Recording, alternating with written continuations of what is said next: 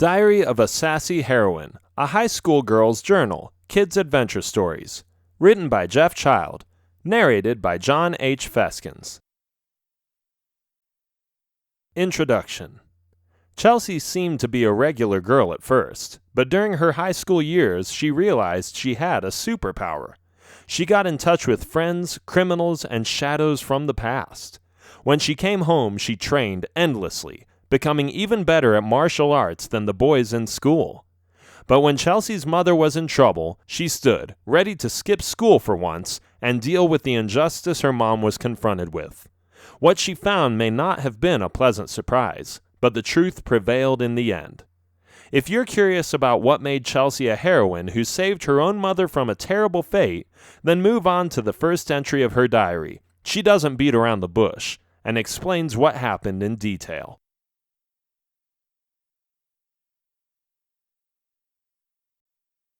Chapter 1. High School.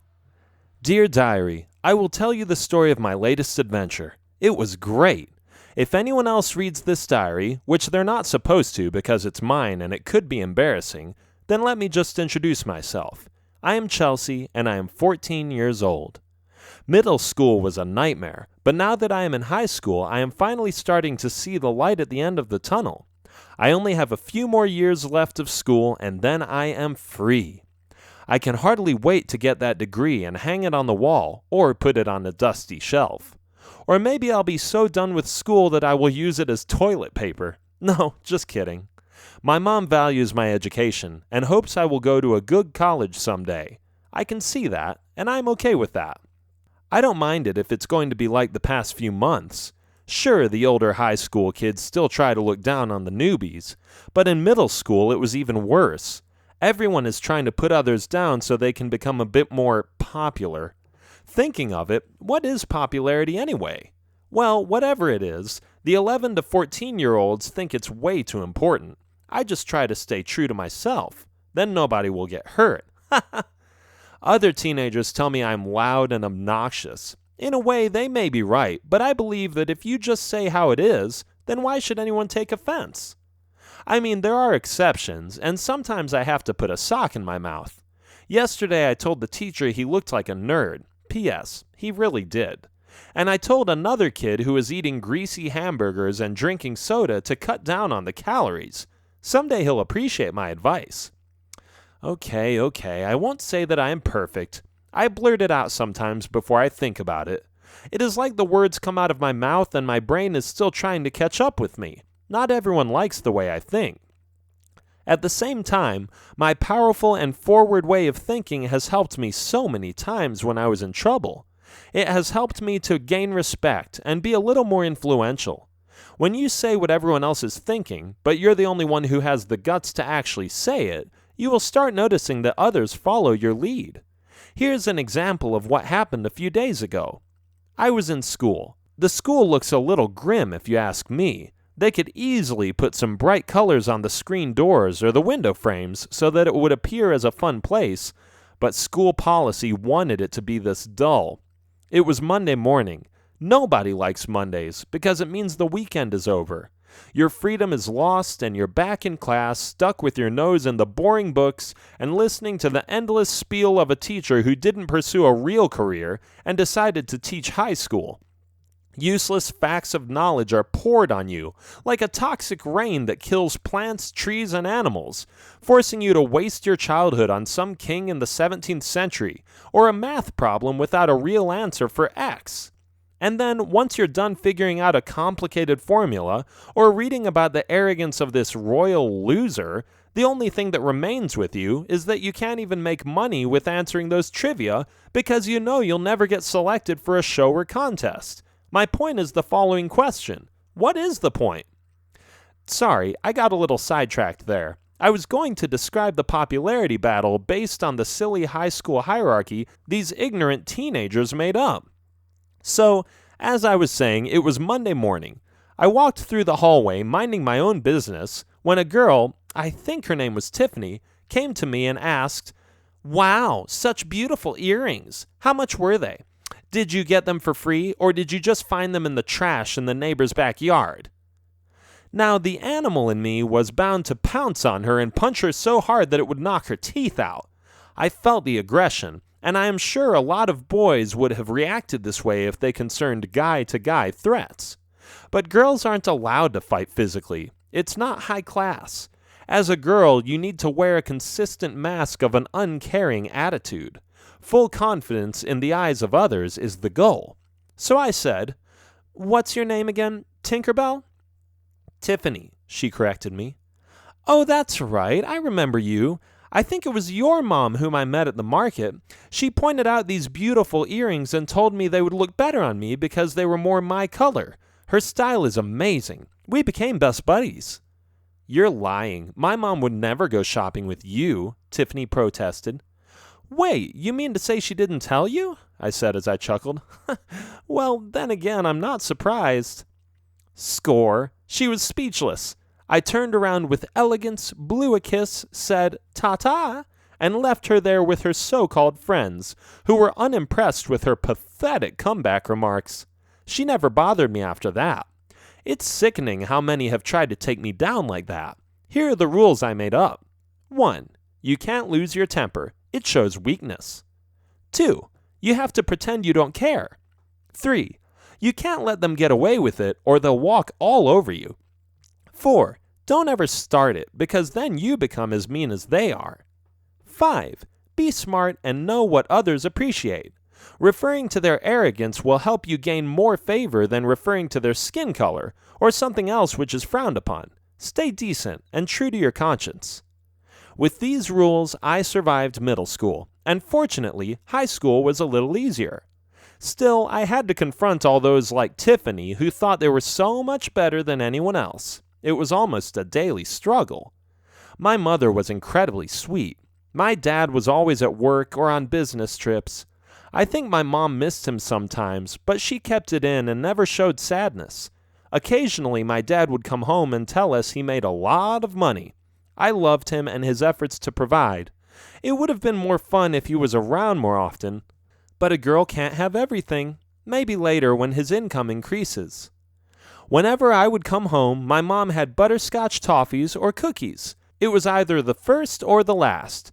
She always made them fresh with her secret recipe, and I never got enough of them. Even friends who came over sometimes would give my mom compliments about her sweets and treats.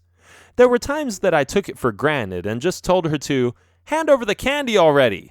But later I would think about it and conclude that I was a little too spoiled. I never had a hard time apologizing, so it always got solved quickly. And then there's my annoying little brother, who is 5 years old. I think he was raised on a different planet before he was born. He always finds a way to mess up the house or break something. When I point it out, my mom tells me that he is only 5, so don't be too hard on him. Were my parents that lenient when I was that age? I doubt it. So now you know something about me. I'm just the same as everyone else, aren't I? Nothing special there. Well, that's what I thought too, at first.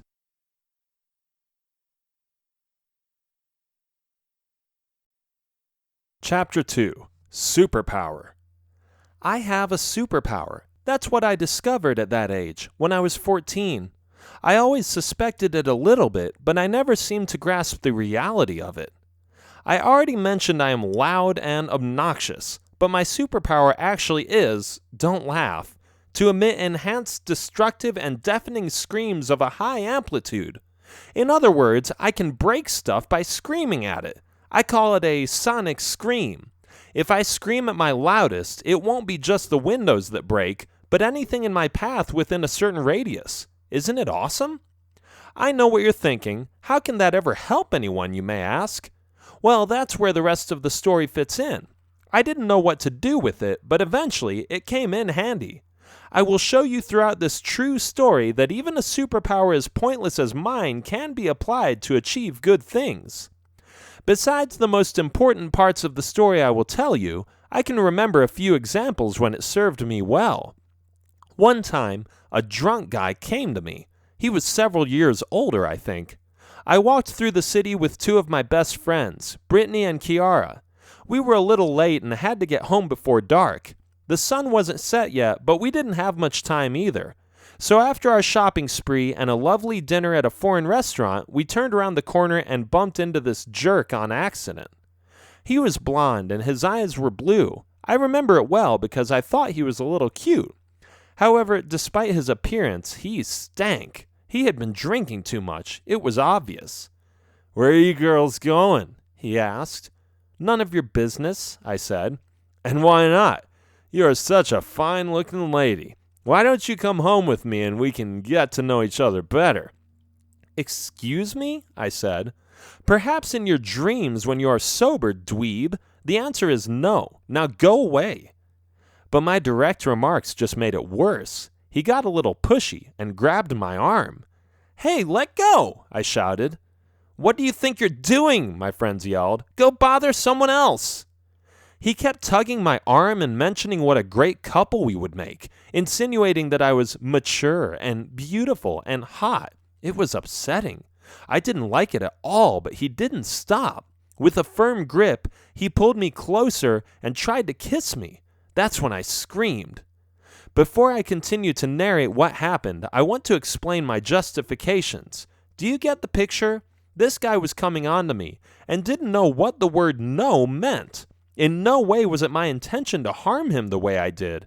And thinking about it afterwards, I could have just kneed him where guys don't like to get hurt, if you know what I mean. But I just didn't know my own strength. That is, the strength of my scream. I was just scared and offended by this bozo. So yes, I screamed, and the consequences weren't pretty. I screeched as loud as I could. 2 of the windows of the surrounding houses broke.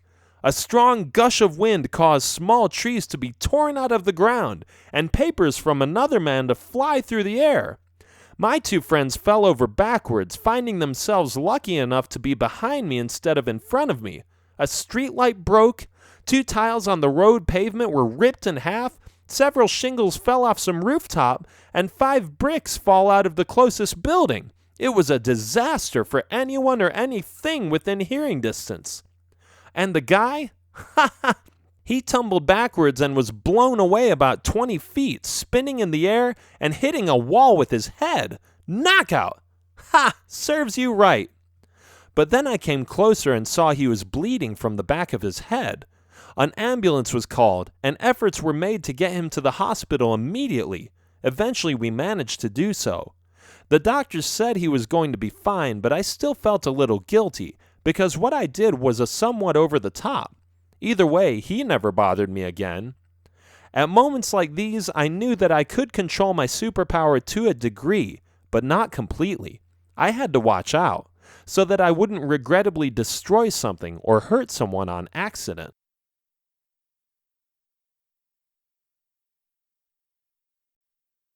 Chapter 3. Practice. I'm still convinced that a lot of things we learn in school are useless because we can look them up on the internet anyway. Whatever it is you want to learn, it's somewhere to be found. Well, almost anything.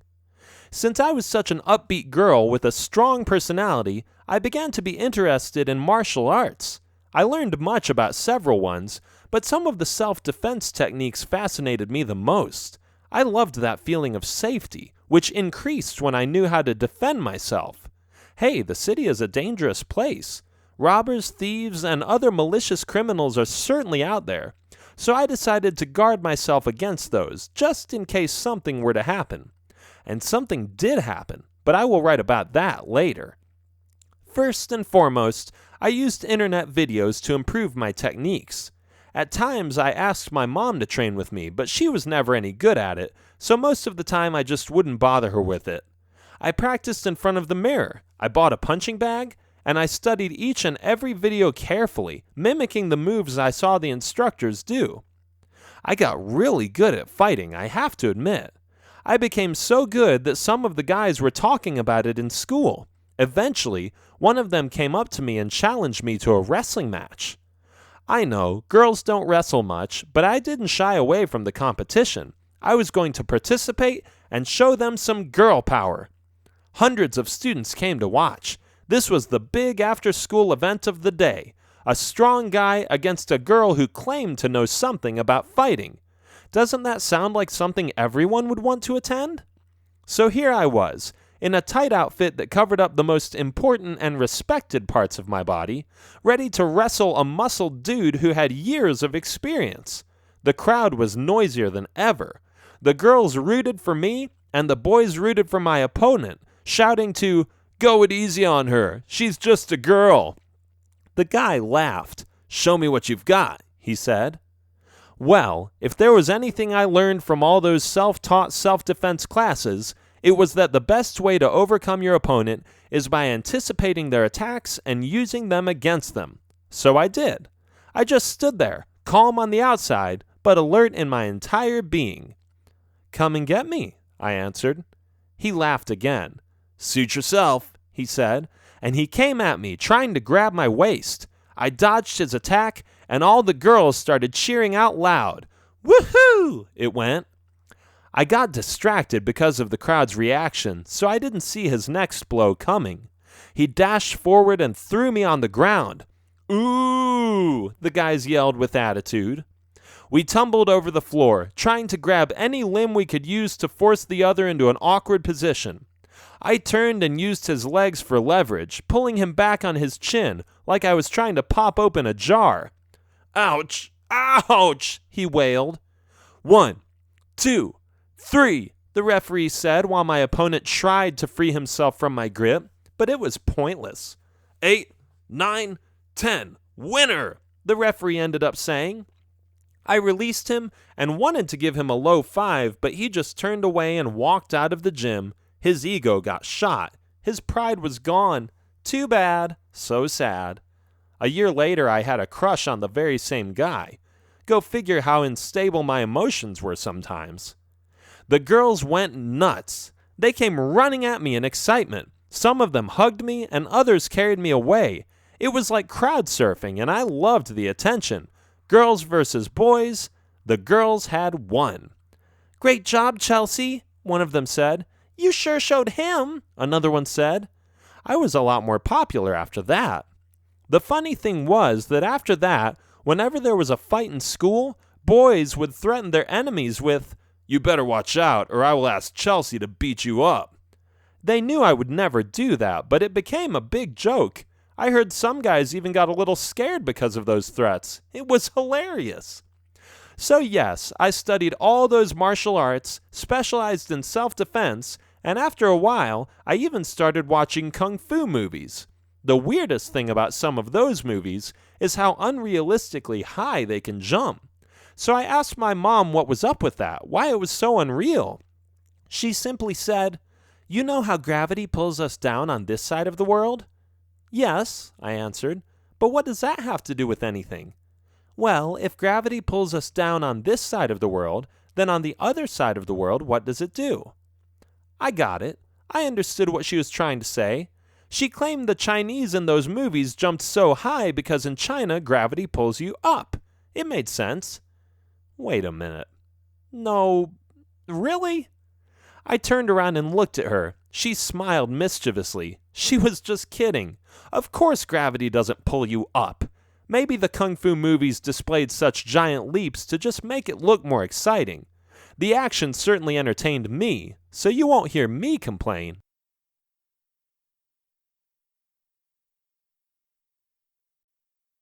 Chapter 4. Being a Little Girl. Okay, let's go back for about 7 years to the time that I was, 7 of course, because I just thought of something. I was even very loud as a little girl, even as a baby, or so my mom told me. I was at a theme park. You know, one of those parks with roller coaster, shooting galleries, and delicious candy and hot dogs. My mom had organized a birthday party. I had turned 7 and it was to be celebrated. I was so happy, I could hardly contain myself. I wanted to go on every ride, eat every snack, and watch every show. There were 4 other girls whom I called my best friends forever, or BFF. It was a lot of fun. At a certain moment, we decided to go on the boat that would go through the haunted mansion. It looked scary, but exciting. I stood in line, nervously and happily waiting to buy my ticket. Mom had given me enough money for all of us. I got the tickets and we hopped into the boat. At first, it was a bit dark, but once the boat floated along the stream, we heard eerie noises and saw flashy lights in front of us. Then it happened. A creepy skeleton head popped out of the wall and appeared right in front of me. It was fun to get the thrill, but it made me scream. As girls, you expect to scream in rides like that. It makes it so much more fun. But because I screamed so loudly, most of the lights broke, leaving us in the dark. The skeleton head exploded into 100 pieces, which dropped into the boat, white and gray cardboard pieces that fell on our heads and into our laps. All the other girls started screaming, and the following 60 seconds of the ride were pitch black. When we exited, my mom looked at me and said, "Let's not talk about this anymore." She was right. There was no point in telling anyone. It was weird, but it was just how it was. It was my superpower, even though I did not realize at the time where it came from. Similar things occurred when I was in the roller coasters. I screamed for fun, sometimes closing my eyes and feeling the strong wind blow in my face, enjoying myself completely. However, one time I screamed so loud that it gave the roller coaster a boost. Some people were scared. They didn't expect the increase of speed and cried out that they wanted to get out. The ride went faster and faster, and at the end, it came to a sudden, quicker stop than usual. It was so cool. I really got a kick out of it. My friends told me it was the best roller coaster in the park, assuming that this was the regular speed it was supposed to go at. But when we tried to get in line again, they told us the ride was out of order. "It's in need of repairs," the man with the dark sunglasses said. "But it was open just a few minutes ago," I protested. "I know, but something went wrong. Someone even passed out on the ride. They called an ambulance. Anyway, it's none of your business, little girls. The ride is closed for the day. Go to other rides." "That's a bummer," I mumbled while walking away with my friends. "This one was the most fun." "Too bad that the other ones are so slow. They're for little kids," my friend said. "Yeah, and we are big," the other one said. It was only a few weeks ago that I realized what really happened. The ride wasn't that fast by itself, but it became faster because I screamed so loud. Duh! I don't know why I never drew that conclusion before. That birthday was a lot of fun, but now that I think of it, it was quite the disaster too. Let me tell you of another instance of what went wrong on the same day. After the theme park, we all went home, still chatting about the wonderful times we had there. My mom parked the car, took her keys out of her pocket, and opened the front door. We barged in and played with dolls and clothes, checking ourselves out in front of the mirror by putting on different outfits by the minute. Then my mom came in with a big birthday cake. It was a bunny. I loved bunnies. The shape of the cake was in an actual bunny. I was so excited that I screamed, "Ow, that's so awesome!" The consequences of my exuberant expression weren't very positive, though. The beautiful brown chocolate fudge cake exploded in my mother's face. She got startled and dropped the cake on the new carpet. One of the candles was still burning, and because of that, the carpet caught fire. Now my mom was screaming, grabbing a bucket and putting it under the faucet in the sink, filling it up with water.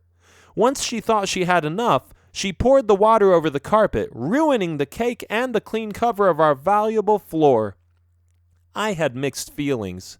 In a way, it was funny, but I ruined everything.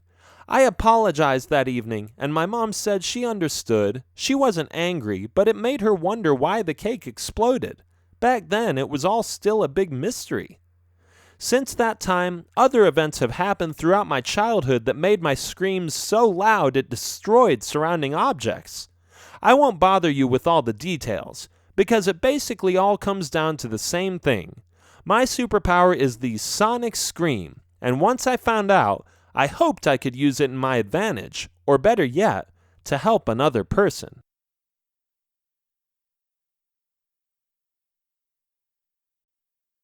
Chapter 5. Mom! It was Thursday. I came home from school.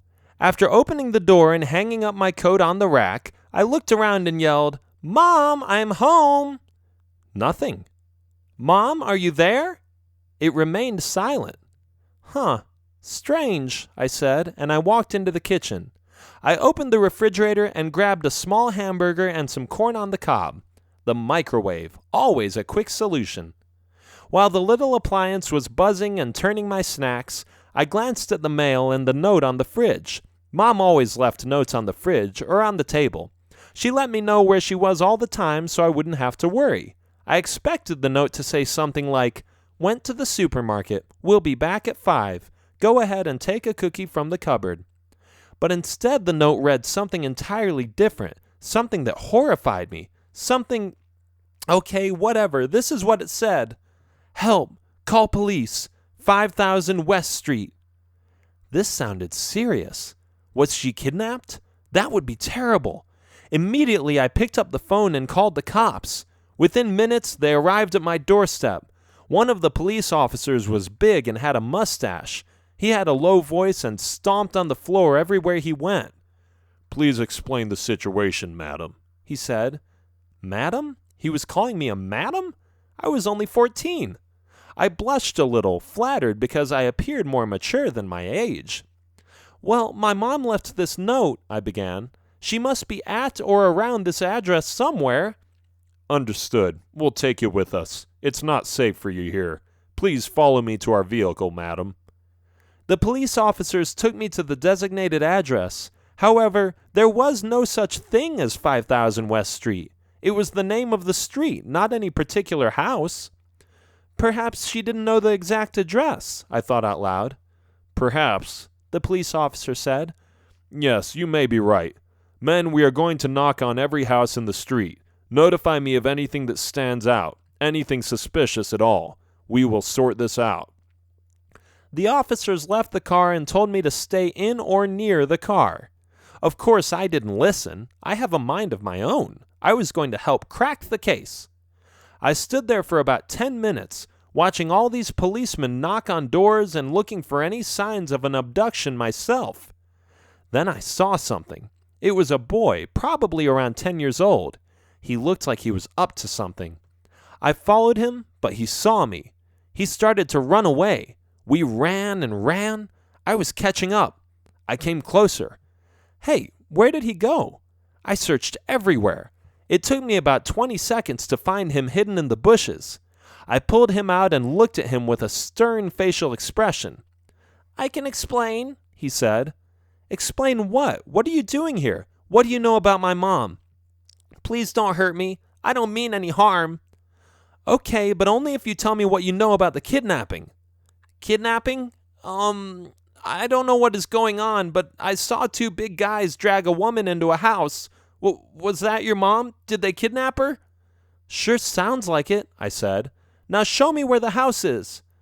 "Okay, follow me. It's not too far from here." It was pretty far, actually. It was a long street, and the house he showed me was all the way on the other side of the corner. I panted as I arrived at the correct building after sprinting for over 5 minutes. "That's it," he said. "I don't know anything else. May I go now?" "Hold on," I said, catching my breath. "One more thing before you're off the hook. I can see one can enter through the front door, but is there another way in? You know, a sneakier way?" "I believe there is a back door, but I'm not sure. I guess you'll have to try and find out." He left. Taking courage, I headed towards the house. It was gigantic. It was clear that these people, whoever lived there, were insanely rich. Their balconies, windows, and garage were extravagant and exaggeratedly huge. Everything was topped off with sophisticated handiwork and expensive materials. Whatever it was that these people did for a living, maybe that's what I wanted to do. I went around the house and ducked when I passed the windows. The police were way on the other side of the street, so I was too impatient to go get them. Besides, what if something happened to my mom in the meantime? I snuck to the back door and opened it up. What I saw there was both terrifying and surprising at the same time.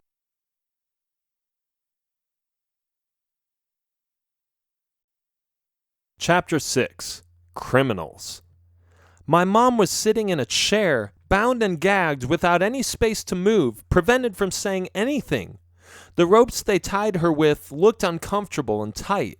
She was in an awful position, and I feared for her life. 3 men with guns were surrounding her, one of them with an even bigger than the others. I could tell. The guy in charge ripped the thing in her mouth away and came closer. His face was only a few inches away from her head. "Now listen, you little serpent. You've been avoiding your payment for the past 5 months, and I've had it," he said softly. "So here's the deal. You're going to give us what you rightfully owe us." He tugged on her shirt and yelled in her face, "Or we'll make you suffer until you wished you were dead. Understood?" My mom turned her face away from his yelling threats, waiting until he was done. Then she told him calmly, "Look, I already told you I don't have the money. Don't you think I would pay up if I did? I already paid you back the $10,000. What else do you want? Don't you have enough already?" The criminal walked around her and said, facing the wall, "It's not so much a matter of having enough, Missy. You owe us. You signed the contract, and now you are facing the consequences. The guys and I don't take stealing lightly." "Oh, and charging me 300% interest per month is something you don't consider stealing?" my mom said, defending her case. "If you didn't agree with the amount, you shouldn't have signed. Now you're stuck, and we want our share." "I didn't know what I was doing. You tricked me into this. I didn't even see the interest rate. Just let me go." "You'd like that, wouldn't you?" the man said. "Every loan has an interest rate. You should have realized that before you borrowed that huge amount of money from us. We need your payment now." "But I can't. I just can't. Is there no way you could just forget about the interest and call it square?" The evil dude laughed. "I guess we cannot come to an agreement. So instead, we'll get our justice by taking revenge. At least we'll have an emotional compensation for our financial losses." These guys were sick. They scammed my mom out of her money. I had to do something.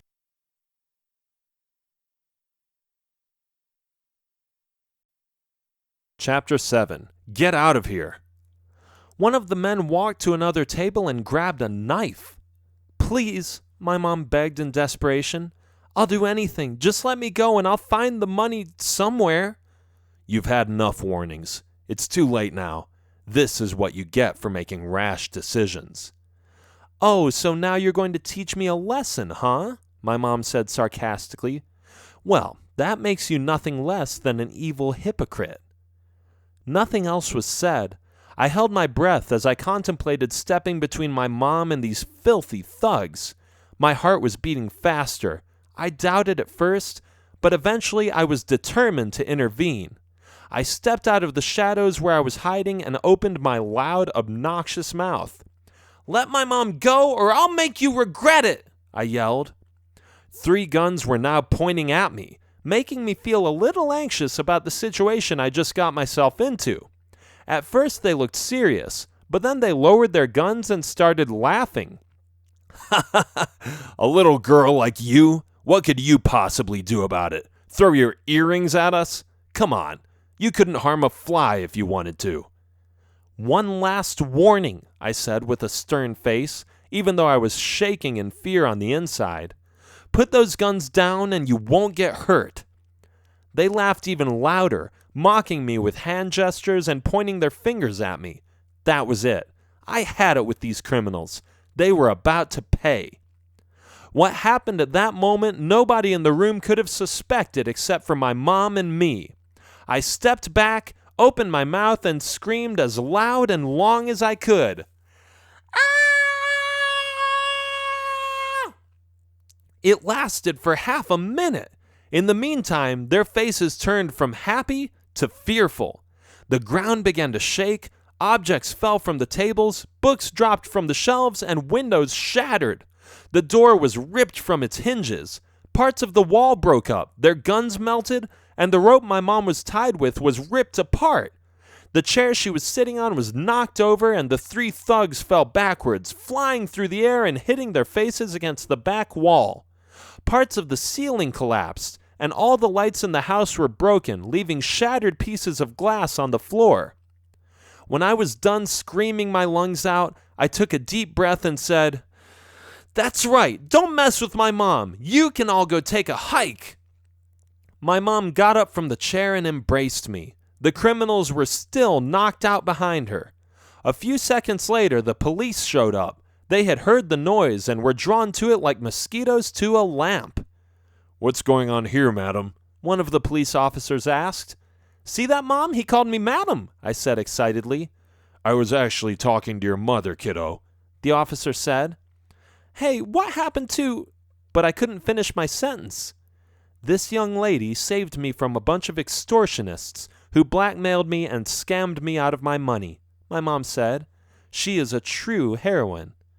"We'll research the matter thoroughly, madam."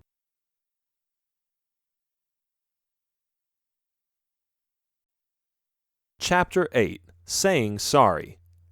Ambulances, construction workers, more policemen, fire trucks, and people from the neighborhood filled up the villa in no time. My mom and I were safely guided home by one of the officers. With a thud, we let ourselves drop on the comfy couch. "Why did you get a loan, Mom? Doesn't Dad make enough already?" "I know it was wrong," she said. "One of my friends got in trouble. Her insurance company wouldn't pay for her surgery. You know, so many of those companies always find a loophole. So I told her she could loan the money from me and start paying me back once she would recover.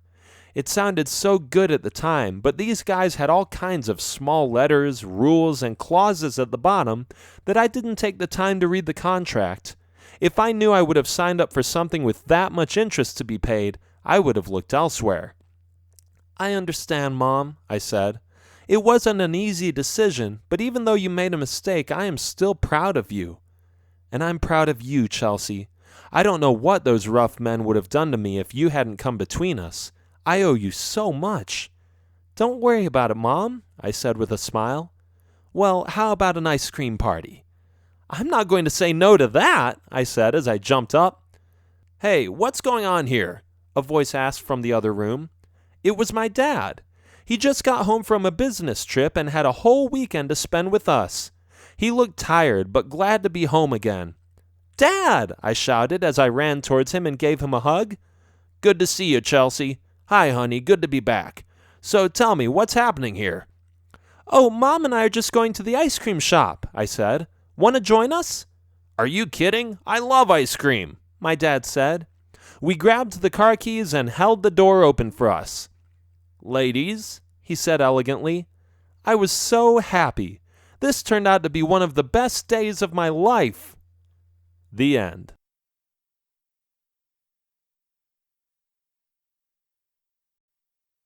Diary of a Gothic Girl, Superpowers of a Dark Teenager, Kids' Adventure Stories, written by Jeff Child, narrated by John H. Feskins.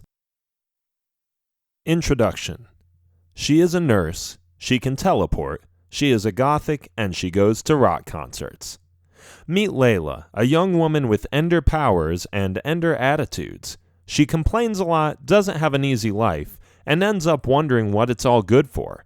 But then she meets Ryan, a guy with similar interests and strange habits. She seems in heaven, finally someone who understands her, but things aren't as simple as they seem at first. Find out what Layla has to say about her own adventures by listening to this deviant diary. Entry 1. The Hospital. My name is Layla. I was named after some Greek goddess or something. I'm not sure who, but then again, I don't really care about Greek mythology. My name is fine, it's short and to the point. Perhaps it typifies me, since I am a little different from the average girl here. My life came to a turning point not too long ago. I kept a journal and wrote down the most significant days in that time period. Ready for a roller coaster lifestyle? I am warning you, it's not all that peachy. My life was a mess, but looking back, it was all for the best. I wouldn't have it any other way, even if I say so myself. You see, I was 21 years old. I worked at the hospital. I had been doing so for almost a year. It was okay. Not always fun, but still, okay. And hey, it paid the bills. It paid for the things I liked to do, and it paid well. Being a nurse was pretty nice. However, there were times when things went completely wrong, and there was nothing I could do about it. I had a special ability. I could teleport. This gave me a lot of freedom, but it was also limited. I could only teleport to an area I could see in front of me, so not halfway across the globe or something. I was able to focus and appear in a different place in my immediate environment, and I could take things or people with me, which came in extremely handy. But it wasn't until later that it served me so well. At work I wore scrubs, but when I was in public, people stared at me and thought I was weird. I will tell you more about it later, but let it suffice to say that I had big blue eyes, purple hair, and that I wore a black jacket with a hoodie and tall boots with fluffy insides. Doesn't that already tell you what kind of a freak I am? Maybe not. Okay, but I often felt people were judging me. Like I said, more about that later. Let me tell you about one of those times that I felt powerless. It was early. I hadn't had the chance to sleep in, but it didn't bother me. I was ready for a fresh start. However, that fresh start was about to be crushed by a helpless woman who was brought into the hospital that very morning. Being a nurse, I knew all kinds of things about medicine, about taking care of the sick, treatments, hospital procedures, and much more. It was just part of the job. When a patient is in need, it helps a lot to know what you're doing, so sometimes I would even look up things at home on the same evenings I saw patients suffer diseases or ailments that I didn't know much about. On this day, an old woman was brought in who had been suffering from heart diseases for years. Her days were numbered. Every doctor told me that. Nobody was certain if she would even make it to the next day. Still, I felt like I might have been able to save her. Silly me. I walked to her room and talked to her. "What is your name?" she asked. "I'm Layla. What is yours?" "Samantha. Thank you for asking. How old are you, Layla?" "I am 21. "Such a wonderful age. The possibilities are endless and the world is your playground. I can tell that you care about people. You have that aura. You certainly give me that impression." "It's just part of the job to take care of you," I said. "Please give me your arm," I said, as I had a needle ready to take a blood sample. "Yes, it very well may be," she agreed. "But I think there is more to it. Deep down inside of you, I can see a light. You have a positive attitude. I can tell." "Ha! Not really. I complain all the time. Didn't you notice?" "Yes, but you probably just have a hard time at the moment. Are your parents aware of your circumstances?" "Not really," I responded. "It's complicated." "Well, there you go. I am not blaming you for the occasional expression of frustration. Just keep your chin up. Things will get better, I promise." "Thanks, I'll try to remember that."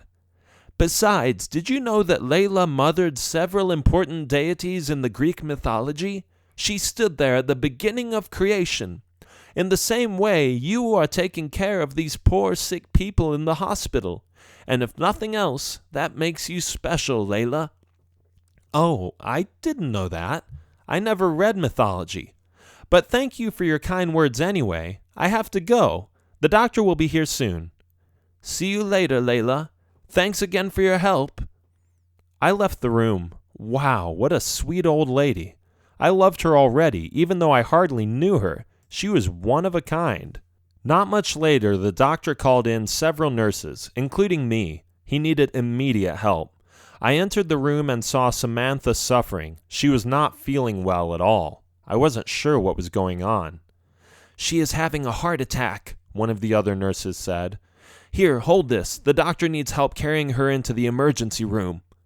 She handed me a tube and a cloth. The others were busy riding the bed into the hallway. And detaching several instruments and measuring devices. It all happened so fast. I looked at Samantha, and I felt sorry for her. It was the last time I saw her. Entry 2. Pains, Patience, Patience. Were things really going to get better? Was Samantha right? I wanted to think so, especially since she passed away briefly after her kind words and positive affirmations. I hoped so, because her remarks were exactly the sort of pep talk I needed the next day. If only I would have kept that in mind, I wouldn't have been so stressed out, but now I think it all happened for a reason. It really did. As I was saying, that day I really needed the pep talk, but I didn't think of it. I was caught up in the moment. I was at the children's department, and hey, usually I get along with kids just fine, but this time they were getting on my last nerve. One of the 5-year-old boys was pretty sick. He was coughing all day. And even though I had told him 1,000,000 times to cover his mouth, he still disobeyed. I told you just like 5 minutes ago to cover your mouth, I said. Oops, excuse me, Purple Puzzle, he said with some kind of evil grin on his face. My name is Layla. I already told you that. Now get back under the covers. Why was he being this way? Didn't his parents raise him the right way? Didn't they teach him any manners? So yeah, I didn't like the boy. And whether or not it was his fault that he was being such a brat, I still didn't make any difference because to me it was the most irritating thing ever. But that wasn't all. Next to the boy was a girl, in a different bed of course, of similar age. And what was up with this kiddo? She had peed the bed 4 times that day. Lucky for me, it comes with the job. I was the winner and had to change her dirty sheets every time. Each time she peed her bed, she would cry for more than a half hour, whining about this or that. It's pretty sad when a child pees the bed like that, and I felt bad for her. I really did.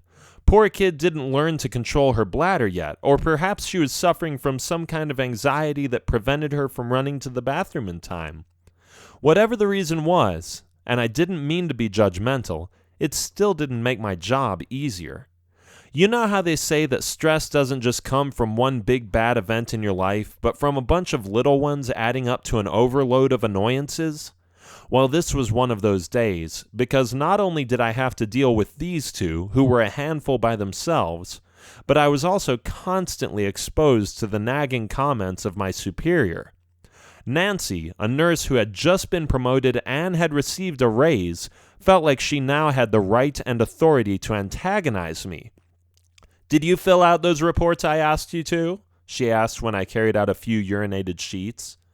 No, not yet. I've been pretty busy, I answered. Don't give me that. You know they are supposed to be in by 9 o'clock a.m. every day. I know. I just didn't get around to it yet. And of course, since I was so busy that morning, I didn't get around to it until an hour after 9. When I filled them out and handed them to Nancy, I had to endure an entire lecture about responsibility, punctuality, maturity, and a bunch of other nonsense. She was very condescending, and I was fed up with her. So you can understand why I snapped that morning. 1, coughing little brat who called me names. 2, girl who peed her bed and cried at every turn. And 3, evil tyrant of a nurse who thought she was the world because she could now order me around.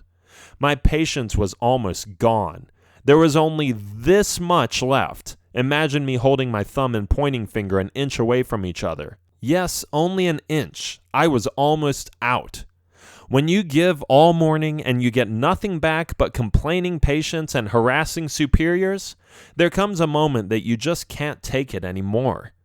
That moment came when the boy's mother came in. I snapped. Control? Pfft, gone. I had none. She already had a hostile attitude when she walked through the door. I'm pretty good at sensing those kinds of things. She smelled like cigarettes and was wearing 2 golden earrings, a leopard skin top, and some tight jeans with a belt that looked way too big for her size. She sat down and looked at the boy. How is it? She asked. I still feel a little sick, Mom. I was standing right next to him and felt the spit of his cough on my hand. I asked you before and I'm asking you again. Could you please cover your mouth when you cough? I said. Then Mama Bear came out. Excuse you, she said. Just who do you think you are ordering my little boy around like that?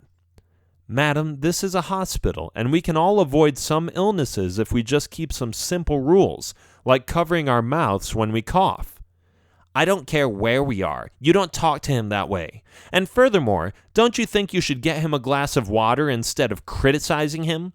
Come on, go fetch some water, Purple Parrot. This was it. Rage was boiling underneath my skin. I couldn't hold it anymore. It came out.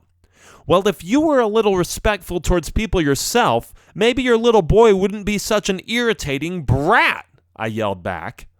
Bad timing, because that was the precise moment the doctor came into the room.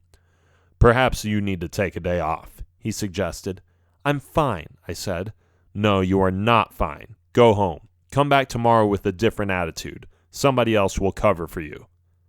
I didn't say another word. I threw the cloth I was holding on the floor and looked at him angrily. Entry 3. Nightlife. The fun thing about being able to teleport was that I never had to go anywhere by public transportation. I just teleported from one end of the street to the next, and to the next, etc. I usually did it fast enough so that people wouldn't notice my superpowers. Imagine that becoming public. It would wreak some havoc. Nightlife was mostly for the weekends, but now that I was off a day early, I decided to go to the nightclubs. I had a lot of friends there, and although I never gave in when they pressured me to drink alcohol, I still had a fun time. Yeah, my mom had taught me to stay away from that stuff, and as a nurse, I would never touch a glass of wine or beer, let alone those filthy cigarettes. I was living healthily, free from addictions. I kind of dressed like a gothic with all the purple and black, which was strange to some, but that was how I felt more like myself, and that is how I expressed my feelings. I just loved music and dancing and partying, so most times I would let off steam in the nightclubs. Sometimes I went to house parties, sometimes to reggae clubs, although they always stunk, but most times I felt at home in the rock cafes. Rock music was the best. I loved the guitars, the drums, the singers' voices, and the rebellious atmosphere of the fans. I had already attended performances of my favorite bands, and when I had saved up enough money, I bought an electric guitar myself. I still had a lot to learn, which I found out soon enough, but it was one of my passions nonetheless. The day I got sent home early, I felt like taking myself into a different world and jump up and down in a small club where amateurish artists would express their feelings and show off their talents. It was 11 o'clock p.m., which wasn't very late for the usual visitors. I was a little sleepy, but I needed the break. In the middle of the city, I walked through the alleys and stopped at one of my favorite places called Rock On. I showed my identity card to let the bouncer know I was the proper age, and I went inside. "Hey, Layla," a familiar voice said. I turned around. It was Robert, one of my hard rock friends. It had been a while since I had last seen him, but I remember jumping up and down when Society Stinks played the best songs of their album in this same cafe. Robert was tall, full of tattoos and piercings, and pretty witty for someone who had such low grades in school. "Hi, Robert. How have you been?" "Oh, just hanging out, doing stuff. How about you?" "I'm usually kind of busy at the hospital, but today was bad. I snapped at a trashy woman who stood up for her kid's bad behavior." "I hate stuff like that," he said. "Anyway, what are you up to this evening?" "Just going to listen to Dark and Dreary. They're supposed to come here, and they rock at playing those guitar solos." "Sounds good. I think I'll stick around," I said. "Hey, something else, and don't tell this to anyone, but I got some really good stuff if you're interested," he suddenly said, completely off topic. Stuff? What are you talking about?" "Come with me. I will show you." Without enough suspicion, I followed his lead and went around the back of the Rock Cafe. There he pulled me a little closer, not violently, but still somewhat roughly and discreetly, and showed me what was in his pocket. "Drugs?" I asked. "Oh, no, forget it. I am not into that." "Oh, come on," he said. "It's great stuff." He sniffled, and that was the moment when I looked into his eyes a little bit more closely. You could see it. He had been using it. He wasn't all there. "Robert, it's not my business, but I highly recommend you stop using this junk. Don't you know what this can do to your body, let alone your mind?" "It's not that bad," he insisted. "Besides, everybody is doing it. You might as well join us and have some fun." "I'm not going to destroy my life," I said as I walked away. Great. Another friend who went down the path of darkness. Maybe my personal interests weren't driving me into the hands of people in the most sophisticated circles. I didn't stick around for long that night. Inside, I listened to a couple of songs from the band, but after that, I went home. somewhat disgusted with the atmosphere, and wondering if this is really where I wanted to be. Entry 4. Messed up. Did I mention that I am an orphan? Well, now you know. If you have lost a parent or both of them, then you know how it feels. It's hard. It's a harsh reality you have to face and accept as part of your life. And although I am convinced that I did, it still left a big emotional gap in my heart. I felt like I was lacking something. Perhaps I didn't receive enough attention or love or something else. My parents died in a car accident. I still remember how it happened. A sudden police call, my cell phone that didn't recognize the number, a shock, and a discovery in the hospital that there was nothing I could do to save them. The officers later told me it had already been too late anyway. A drunk driver had hit my parents' car and caused them to bleed internally, so much that a few hours later they died in front of my eyes. Maybe this is why I hate drinking. Maybe it's why I went into nursing. But either way, I felt alone. That night, let's jump back to the time I was released from the hospital early and offered drugs by who I assumed to be my friend. I felt lost. I was lonely and desperate. I missed my parents and lacked the self-esteem I needed to carry me through the night. So I decided to just teleport a little bit. I went from the corner of the street to the rooftop of a building to a tree branch to an industrial territory. Then I gave up. I was fine here. I looked at the giant tower and the buildings around it that were busy producing all kinds of chemicals. The sky was gray, the evening was gloomy. I hated life. Was it really going to get better? Samantha, the deceased lady, told me it was going to be just yesterday, but then she died. How did her life get any better? By dying? What was the purpose of this life anyway? All these questions were plaguing my mind.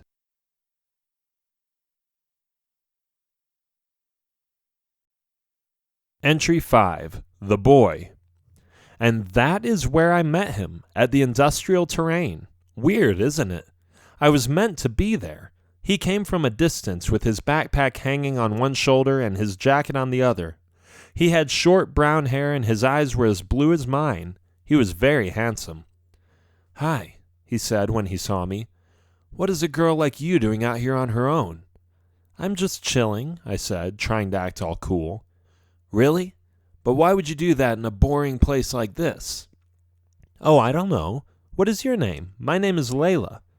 "Pleased to meet you. My name is Ryan." I could tell by his demeanor that he liked me a little, and I was going to use it to my advantage, so I came a little closer and asked him, hitting him softly and flirtatiously on his shoulder, "So what are you doing out here then?" "Oh, I work here. I work night shifts sometimes. That's why I am so late.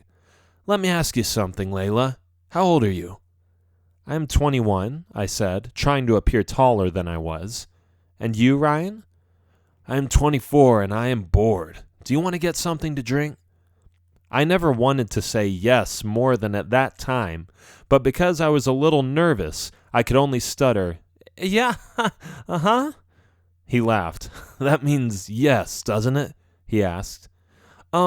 Yes, it does mean yes. The answer is yes. I would love to get something to drink with you." He could tell that I was a little fidgety. Why couldn't I just hide it? Silly me. Then he looked around and noticed I didn't have a vehicle of any kind. "How did you get here?" he asked. "Don't tell me you walked all the way over here. The city is about 5 miles away." I didn't want to tell him about my superpowers right away, so I needed a way to talk myself out of this one. I thought and noticed he got a little anxious to hear my answer. Then I had it. "My uncle dropped me off," I said. "He was leaving because he had to do something in the city, but he said he would be back within an hour." Ryan smiled again. "You're a little strange," he said. Uh-oh. That doesn't sound very promising. What did he mean by that? Was it my purple hair, the hoodie? I knew I should have taken it off. Now he was going to ditch me because I didn't show the top of my head. Why didn't I think about that earlier? Then he interrupted my train of thoughts and said, "I like it. I was never into the regular girls anyway." Phew. "So how about it?" he continued. "Are you willing to trust me and hold on to my waist?" "What?" I asked. What was he talking about? He walked towards a motorcycle, opened up the compartment underneath the seat, and tossed me a helmet. Aha! He wanted me to join him on a motorcycle ride. Nice. Of course, I said. He sat on his motorcycle and started the engine. I jumped on the back, right behind him, and held on tightly. We took off and arrived at the city within a few minutes. In the process, I felt like I was in heaven, holding on to my handsome guy. The weeks after that were just amazing. I mean, where should I start? We went to movies, restaurants, rock cafes, nightclubs, and bowling alleys. Sometimes we just had a nice time staying together in the park and talking about life. He commented that he liked my alternative hair color and my odd way of looking at society. We just clicked. At those moments, I didn't think my life could get any better. The best part about it was that he was so sweet and respectful. He never took the relationship farther than I wanted to. He always was a gentleman, opening doors for me and kissing my hand at ballroom dances. One time, he organized a surprise candlelight dinner in his backyard. It looked like a sloppy dish he had just put together quickly after coming home late from work, but I loved the thought, and I started loving him. Entry 6. Severe Issues. Like I mentioned, the past few weeks have been amazing, but today was not. I went to Ryan's house as usual and discovered his parents there. Ryan didn't look like he was in a good mood, and immediately all kinds of connotations were formed in my brain as to why. Was it something I had said? Was it the way I looked? Did he fall in love with someone else? "What is wrong?" I asked with a sad face. "You look upset." "Let's step into the other room for a moment," he answered. "My parents think our relationship is wrong for me," he said after we closed the door in the other room. "Why would they say that?" "They say you are riffraff from the street, that you are a bad influence on me." "But why? You don't think I am wrong for you, do you?" "No, it's not that. I don't know what their problem is, but I wanted you to know before I would blow up in their faces." "Okay, I am right behind you," I said, a little scared. "Just watch your words, okay?" "I will, but I want to say what needs to be said," he said, after which he opened the door again. A blustery debate followed. I listened carefully, but I didn't have the guts or willpower to speak up. Besides, I didn't think it was my fight. If Ryan had decided to stay with me, I wasn't going to come in between him and his parents. I was proud of him standing up for himself the way he did, but it grieved me that they were arguing so much. His parents said I hadn't proven myself, hadn't finished college, and was on the path to misery, pointing at the weird way I dressed and my purple hair. Ryan defended me, saying that he had never met such a caring, loving girl before, and that I accomplished a lot for someone who lost her parents and worked so hard in the nursing field. Still, his parents were not content. They didn't approve of me. I almost made the mistake of trying to please them or prove myself to them. But after I thought about it for a few minutes, I concluded that it wouldn't make any difference. They were going to dislike me no matter what I did. Perhaps time could heal their cold hearts and open their minds, but at that time, I just didn't know how long that would take. The discussion ended with Ryan being angry at them. His last words were, "Well, then I am out of here. Maybe we should not contact each other for a while until you accept my girlfriend for who she is." He stormed out. I went after him. "Where are you going?" I asked. "I just need to be alone for a little while." "Can I come along?" I asked. "I love you, Layla, but I just need to cool off. So give me a half hour and I will be back with a happy attitude and a calm mind." I accepted his wishes, but I also had a hunch, a feeling that something bad would happen. Call it female intuition, divine intervention, or just fate. I don't care, but whatever it was real. I felt it. Then I saw his helmet on the sidewalk. Oh no, he forgot to put on his helmet. This could be dangerous. I had to go after him. Entry 7. Accident. I just knew it. It was bound to happen. Ryan was riding his motorcycle in anger, paying less attention to the traffic rules and lights, while yammering about his stubborn parents. I didn't trust it. And although I trusted him, I realized his judgment was clouded. He didn't know exactly what he was doing. He was just upset. So I followed him. He didn't know that I did, but I thought it was important, and later I would be glad that I did. He rode his motorbike for 5 or 6 blocks. I shadowed his travels as well as I could, teleporting from one end of the street to the other and to the next block and so on. Some people looked surprised, to understate it a little, but I didn't care if something weird was unfolding before their eyes. I was going to protect my beloved boyfriend, and that was it. He rode around the corner. I still remember the exact moment it happened because it felt like the whole world was going in slow motion. I saw it before it occurred, saw it when it did, and repeated it in my mind over and over again after it had already taken place. A large semi-truck was just backing up slowly. The driver didn't see Ryan, nor did Ryan pay enough attention to his surroundings. With great speed, he crashed into the corner of the truck. His motorcycle got stuck, and Ryan hit the truck with his leg, which scraped the surface of his pants and skin. He flew through the air and was about to land headfirst on the pavement. I teleported as fast as I could and suddenly stood at the place he was about to fall. "Gotcha!" I said as I caught him. "Layla?" he asked. "How did you get here?" "I have a confession to make, Ryan. I am an Ender Woman, which means I have the special ability to teleport." What did you just say?" An entire explanation followed, including the one why I was at the industrial terrain by myself and didn't have a means of transportation. We talked and talked until the ambulances arrived and put him on a stretcher. Then they took us to the hospital. Entry 8. Healing. I sat there by his bedside, holding his hand and telling him that it was going to be okay. "I am sure it will be, knowing that you are a nurse and you are well educated when it comes to the human body." "Yes, the doctors say your leg will be just fine." He thanked me for coming to the rescue and apologized for his stupidity. Then his parents came in. They looked at me with tears in their eyes for a moment and stepped forward. One by one, they embraced me like a daughter. "I don't know what would have happened if you hadn't been there," realizing that he didn't have a helmet and was about to fall headfirst on the pavement, Ryan's dad said. "And I don't know how you got there so fast, but just know that we are indebted to you. We owe you, and we love you. We are sorry for our condemning opinions, and we ask for your forgiveness." "It's okay," I said. "I know I am a little odd, but I mean well, and as you can see, your son is happy with me, and that is what matters most, isn't it?" They agreed. It was a fantastic day, despite the fact that the motorcycle ended up on the scrap heap. A life was saved, an almost family member was accepted, and everyone was happy.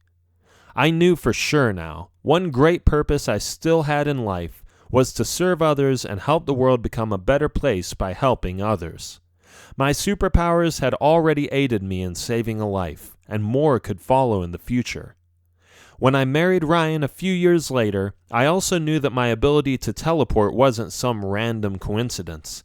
It was meant to be. It was the only way I was able to save my future husband at the time. Samantha was right. My life had definitely become better. And my special power was a gift, but my gift to love those around and to care about others was just as special. The end.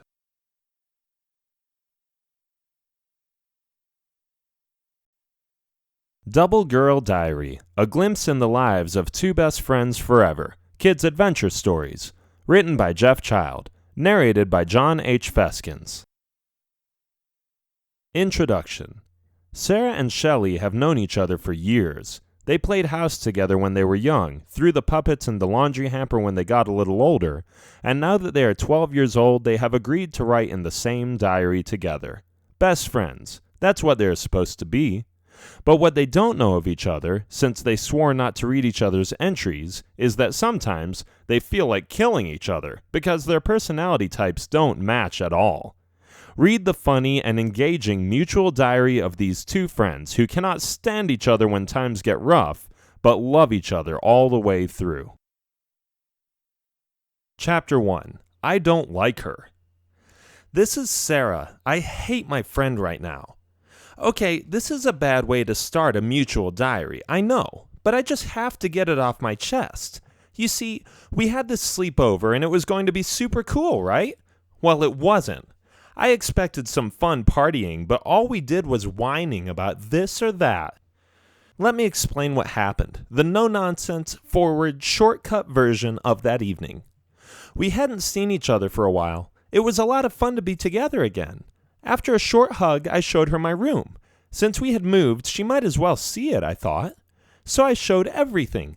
The new stereo I bought, the awesome outfits I had added to my wardrobe, and the money I made by babysitting a bunch of preschoolers. She didn't look impressed. I don't know why, but all she did was stare at my items silently. I almost had the feeling she was judging me. Weird. Well, I kept it short. You know me. And after that, we were going to watch an action-packed adventure movie about a knight who killed vampires, zombies, and exploding bombs with that stunning actor Riley McFaley. He is so handsome. I was ready to see some booms and bams and a simple storyline portraying some really hot guys and buff muscles. Guess what she wanted to see? A boring drama movie. Ugh. I tried to convince her of the dullness of such a show, but it was like she didn't even let me influence her just a bit. She pulled out all kinds of good reasons why her movie was more interesting. So after a while, I just said, fine, I have nothing to say against it. I just know I won't enjoy that movie as much, but I don't know how to explain it to you. That was it. We ended up watching her movie. Bummer. Oh well, I was just going to endure it. I sat there feeling frustrated and boiling up inside. The movie was so slow. It didn't go anywhere. There was a woman who had some kind of disease. She was dying and her fiancé was in tears all the time trying to rescue her and getting mad at the doctors. I was getting really impatient since the main characters didn't look good. Okay, call me shallow. And the music was as sluggish as a real slug. Yuck. I kept watching the minutes on the clock, and when it said it had arrived at 90 minutes, I thought I was saved. Nope, it still wasn't over. This movie was taking forever. I went to the kitchen and fixed some chips and salsa. You know, just get out a bag, toss it in a bowl, put some hot stuff on the side, and I was able to survive another hour of this nonsense. I came to the living room. Here you go, I said with a happy face. Thank you so much, she said. But then she tasted it. Ugh, she screamed. It's so spicy. What? No, really, what? That salsa was labeled as medium. How could she think it was spicy? Doesn't she have a spine? Has her mom never fed her spicy food before? I have tasted food from countries that were so full of peppers that you could feel your whole mouth burn, but you never hear me complain about that. I was fed up with her oversensitiveness. I mean, come on, it wasn't that bad. Sure, I said as I snatched the bowl with chips away. I'll eat them by myself. Oh, that's okay, she said. I like them without salsa. It's a great snack. Yuck! Who would eat nacho chips without salsa? Here she was being so picky about what she ate, but had such a weird preference for simple things. I didn't get it. And at that time, I didn't think I would ever understand her. And if that wasn't enough, she wanted to share her feelings about the movie after it was over. The movie which took 3 hours of my precious time. How about it, Shelley? Did you really think this was a fun time? It was boring. Boring, I tell you. Anyway, she started and thought about almost every word just to make sure she would pick the right one. I love this movie so much, she began, because it captures the essence of what people feel towards each other. She paused. She was still pausing. Okay, I said. Go on. Well, the main character showed a lot of empathy towards her fiancé, who was also going through a rough time, and, she thought for a moment. He didn't know how to cope with this sudden change since he hadn't planned on it. It seemed so overwhelming to him because it was unexpected. Here they had their whole lives planned out, and this terrible disease almost took that away. Her voice changed. Was she going to cry over a stupid movie? Yes, she cried, but she didn't care as if she liked crying. I sighed and tried to comfort her by saying, "What do you want to do next?" "Oh," she said, "I was planning on reading a little bit." Reading? "Yes," Shelley said. "I brought these 2 wonderful novels, and I am sure you would enjoy this one." She grabbed one from her bag. Reading is awful. I never read books, only for school, and that's because I'm forced to do it by my teachers. But since I didn't come up with a better idea, I just went along with it. Silly me. After about 20 minutes, I was happy that she was willing to do something else because for 20 minutes there had been silence. We were just sitting there, each reading our own book. I was tapping my fingers impatiently, flipping the pages occasionally, but not reading a word. The letters were swimming in front of my eyes. Why weren't there any pictures in this book? "That was nice," she said after a while. "What do you want to do, Sarah?" Finally I had a say in this. I jumped up enthusiastically and told her what I wanted. "A pillow fight!" She looked a little awkward, as if that wasn't a good enough idea. But she gave in and enabled me to have my way. I ran towards the stereo and cranked up the music. Minersville Mayhem was one of my favorite DJs, and they were awesome. I started jumping up and down, going nuts and feeling in my element by letting myself go. The hardcore techno music was exactly what I needed to break through the boring reading activity. I got a pillow and hit her in the stomach. Oof! She grabbed a pillow and defended herself, but after a while, I noticed she wasn't really fighting back. She scrunched up a bit and allowed me to keep hitting her. So I did. Why not, right? She didn't mind, did she? Wham! My pillow whacked her head and she fell over. "Are you going to get up?" I asked. She didn't respond. Was she crying again? I bent over and looked at her face, hidden behind her hands. Yes, she was hurt. "It's okay," Shelley said. "I know that this is what you like to do." "Oh, I'm sorry," I apologized. "Sometimes I get a little carried away. I don't know my own strength." "Thanks for apologizing. Shall we go to bed now? It's getting late." Okay.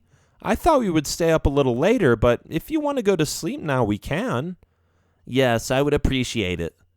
To me, it was still early, but I humored her and we went upstairs. We brushed teeth and went to bed. Need I say more? This sleepover was a disaster.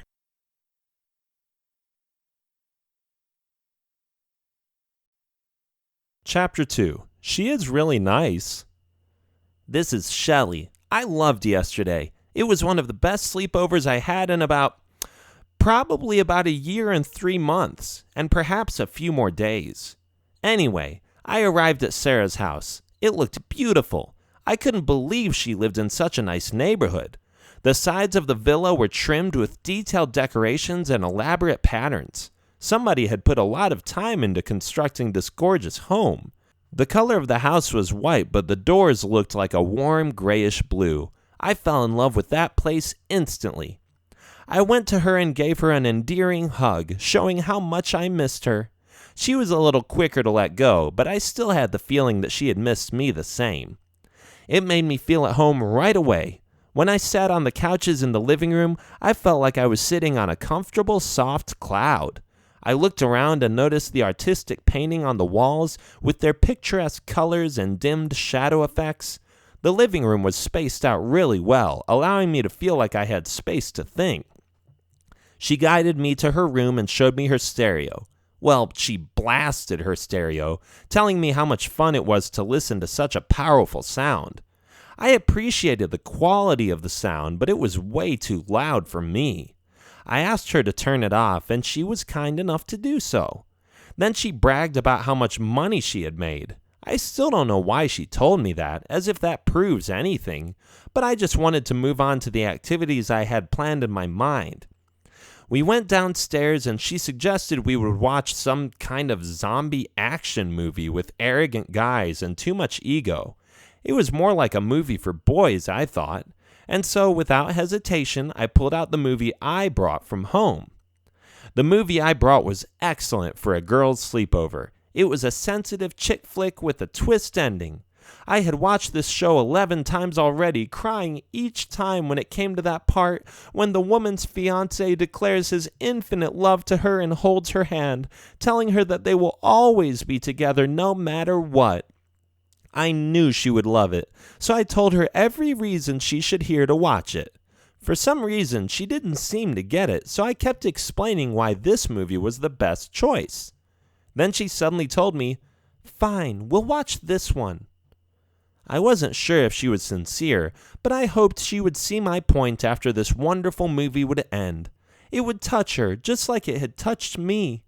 It was so deep, the thought and symbolism the creators put into this film. One thing that was a little weird, though, was that Sarah got that awful spicy sauce. I needed something soft, something chewy, not that stuff that burns your tongue.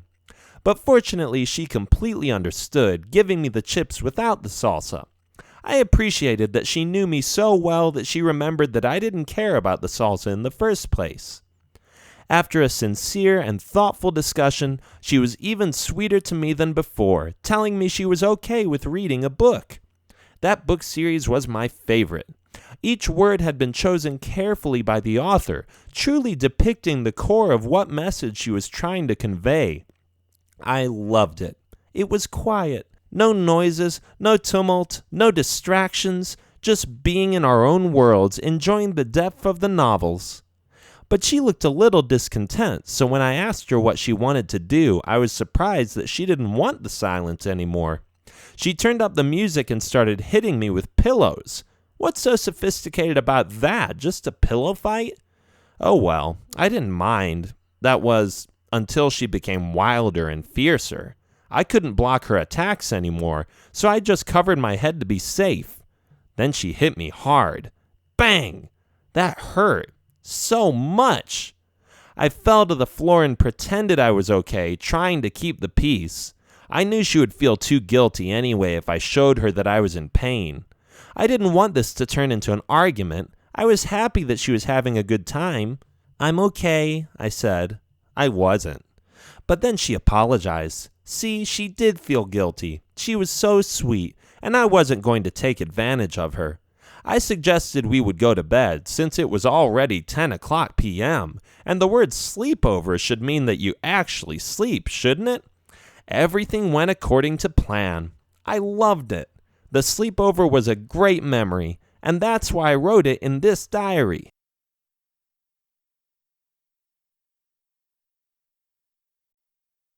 Chapter 3. A Lot of Fun. This is Sarah. Remember how I complained so much about the sleepover? Well, I am back, writing in this diary and telling you that I was having the best time of my life at the dance. That's right, we went to a dance just by ourselves as best friends.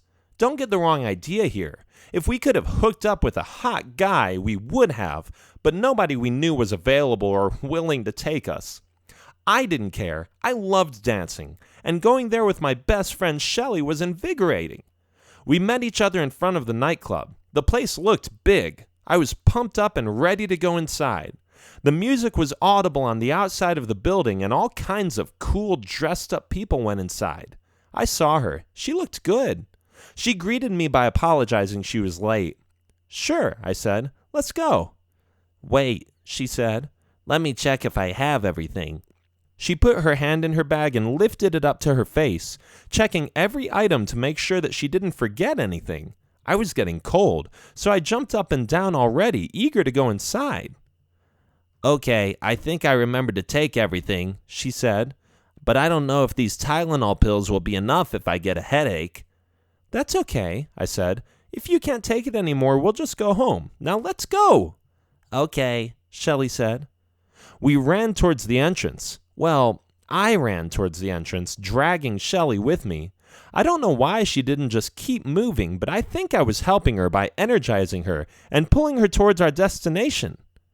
The school did a good job renting this building. I loved it. The music was loud and the bass was to die for. It was somewhat dark, but the lights really made it a party. "Come on," I said excitedly. I jumped onto the dance floor and started flirting with a few of the guys from our class who were dancing there. I tried all kinds of moves, just to be spontaneous. I had a blast because nobody cares what you do on the dance floor. All you have to do is shake your hips a little and throw your arms up in the air. Then I noticed Shelley. She wasn't dancing but was shyly hanging out by the snack table. I ran towards her, almost tripping over my own legs, and approached her. "Hey, why don't you come dance?" I asked Shelley as I grabbed a snack. "I don't feel like it, I guess. I never know what to do." "You don't have to do anything, silly girl. Just let it all out. Just look at me. I don't care what I do." "But I do. I always feel awkward when I dance." "That's because you dance awkwardly," I said. She looked insulted. "But everybody is awkward," I said, trying to recover from my previous comment. "So come on, just have fun. Don't be a party pooper." She didn't like that. I could tell. But I didn't know what else to say, so I just signaled for her to follow me and went back to a circle of dancing youngsters. The dance was like a disco. A burst of energy rushed through my body as I moved every limb hundreds of times that night. The DJ knew what he was doing. Some cool stuff, sometimes a little slow, but he sure understood what it takes to put up a spectacular show. I saw a lot of friends that night, and I made some new ones. It was awesome.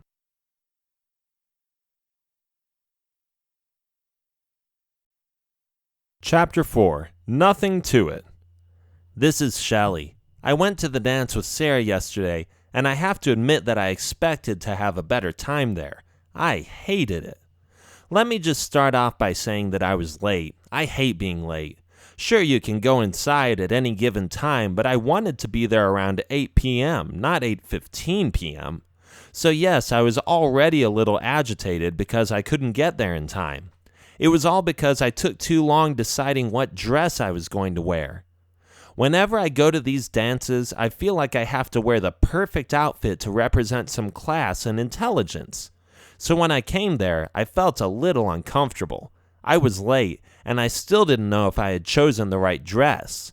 By the way, it was a soft green-colored dress with lace on the side and a carefully chosen silver set of earrings. I made sure everything matched well, even the tiniest details. I saw Sarah and said, "Hi."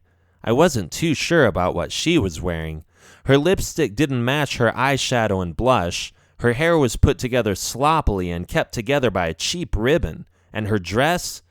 I don't know where to begin. She looked, how would I say it? Shabby? Dowdy? Untidy? Something like that. I don't know the correct word for it, but it looked as if she just picked something within a few seconds and put it on without any consideration or even a mirror.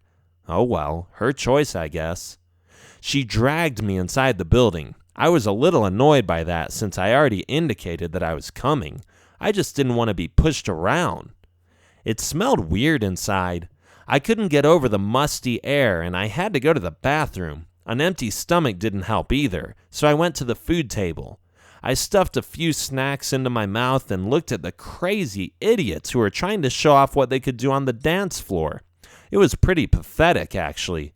None of them put any thought into what they were doing. They just improvised, reacting to their inner impulses and not caring about how stupid they looked. I wasn't going to participate in this, not like them. I could already tell after a few minutes that this wasn't my thing. I didn't mind dancing, but there needed to be some structure, not just a bunch of nut jobs throwing their hands in the air for no reason. The music was too loud, the DJ had a terrible taste in music, and the people who tried to talk to me were some of the shallowest kids I had met. I hated it, and I wanted to go home. I looked at the clock. Only 8:45 a.m. 2 more hours of this. No, thank you. But then, as I was contemplating what would be the best way to go home earlier without appearing as a total introvert, Sarah came to the snack table and told me I was awkward and a party pooper. Seriously? Why don't you watch your words for once, Sarah? You just start talking before you think.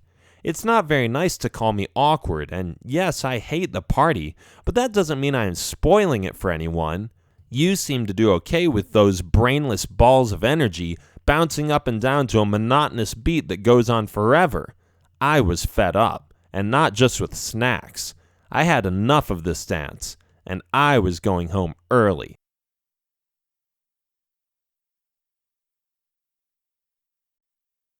Chapter 5, Like a Nightmare. This is Sarah. Yesterday was a nightmare, to me at least. It's because we met the boy of our dreams. Ha! That sounds weird. A nightmare because he was the boy of our Well, never mind. Anyway, I was hitting on this boy, the most amazing, handsome boy in our class, when Shelley came over and took him away from me. This was what was going on. They had been friends for a while. Not fair. I know, it's just because they grew up in the same neighborhood. If only I had lived there, I would stood a chance. But now she snatched this hunk away like an eagle soars down and seizes a fish from the water. This was going to be my date. His name was Frank. He had been the most dashing young male in class for months, which is what all the girls in class were saying according to their little election method. So yeah, I was angry. I was furious. I was not happy.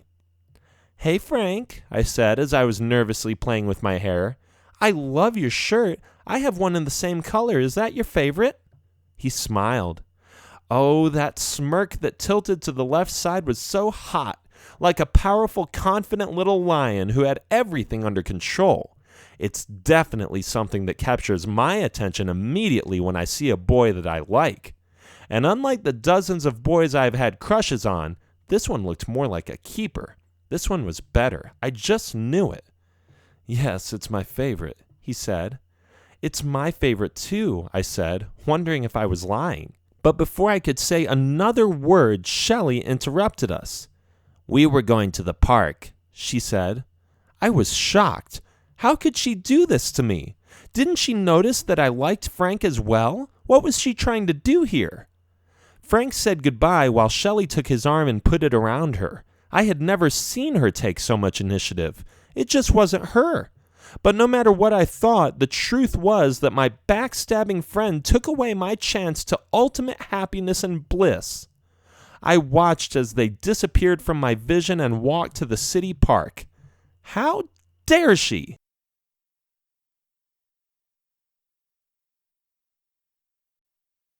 Chapter 6, Like a Dream. This is Shelley. I just had the most wonderful date. I might have indicated it before in my other diary, but I really like Frank. He has been my playmate since we were 4 years old. At first, I didn't think too much of him. We were just friends. I never fall in love with anyone that fast anyway, and I don't remember having had a lot of crushes on guys that blew over easily. I am the slow type. I want to feel safe, so yeah, it took me a while to start seeing him as more than friends. But once I began to notice my feelings towards him, I couldn't get enough of it.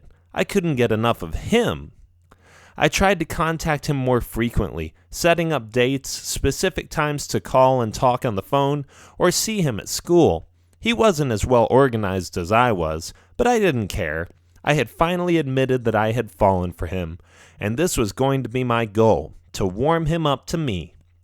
The sad thing is, however, that I don't think he felt the same way towards me. He still considered us just friends. I mean, I don't blame him since it can't happen to both of us at the same time, but I was sure that if I played it right, eventually he would start seeing me as a potential girlfriend. Oh, just thinking about it makes my heart melt.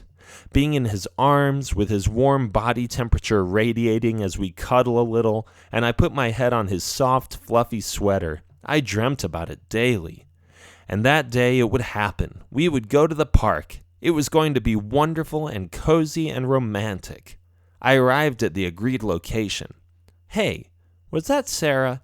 What was she doing with him? Hopefully she didn't like him too. That would become a little too competitive, and I did not want to lose her as a friend. Oh, life is so complicated sometimes with all the things we worry about. Anyway, I had planned a date for the both of us, and we were going to follow through by walking to the park together. I came closer and saw it, his fluffy sweater. It was going to feel like a stuffed pillow. I came closer and saw it. I increased my pace and grabbed hold of his arm so that I could feel the soft, gentle shape of his arm. I could hold that arm all day if I had to. I said goodbye to Sarah and hoped she would be okay with me leaving like that. We arrived at the park. Nothing would stand in our way now. We were alone. We were together. It was really nice. The temperature was perfect, with glowing sunshine and a soft summer breeze tickling our faces. We walked on paths that took us past green trees and luscious grass. My favorite spot was the bridge, carefully constructed above the streams of the lively flowing river. I felt at ease. I was secure with my romantic guy, and I think we almost kissed when we came really close and talked about our day. He was so sweet to me. I loved it. I felt safer than ever with my beau boy, which is why I am recording this as a precious memory in our mutual diary.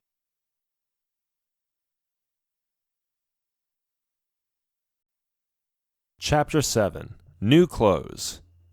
This is Sarah. I just had a great time yesterday. It wasn't like the usual boring routine. We went shopping. I promised myself at first to only buy one item that day, just to make sure I would save up some money for... Well, that's just it. I didn't know what I was saving up for. Maybe that's what made me go a little nuts that afternoon. But who cares? It was fun. I picked up Shelly at her place since she lived closer to the mall. I was excited. It was going to be so awesome. I hadn't been shopping for, I don't know, but it felt like forever. We came to the mall. There were thousands of tops, skirts, headbands, and shoes spread over dozens of stores. I couldn't get enough of it. Of course, I only had so much to spend. We tried on hundreds of outfits. I was going to be fast and efficient so I could try on as many clothes as possible, but Shelly was slow. I couldn't stand it. She looked in the mirror for a few minutes every time she tried on a new shirt or a hat. "Oh, that pink looks so good on you!" I screamed excitedly. "You think so?" she asked. "Of course, you should totally buy it. It will make you look even more gorgeous." "Well, I don't know." "Why not?" I asked. "It's expensive," she replied. "I don't want to spend too much. Besides, I already have so many clothes." "But this thing rocks you, girl. You will be the hottest chick in school," I said, trying to motivate her to get it. She ended up not buying it. What was her problem? Why couldn't she just have a little fun? Why would you have money if you're not going to spend it? I mean, it wasn't just once that she reacted this way. It was like that in every store. I think that after the thousands of clothes we went through, she only bought one shirt and one skirt, and she returned the skirt right before we went home because she changed her mind. I don't know why she was being so frugal, but me, on the contrary, I bought 20 different items. Awesome shoes, high heels, a yellow striped shirt and skirt, a flower for my hair, another skirt, pants, 2 pairs of fun socks, colorful sweaters. I forget how many. Did I say 20 items? I lost count. Anyway, we had fun and I went home happily. I have to admit I went a little over budget, but for the next few weeks I looked hot, and I got comments from several students that there was something about me that made me stand out. I loved it.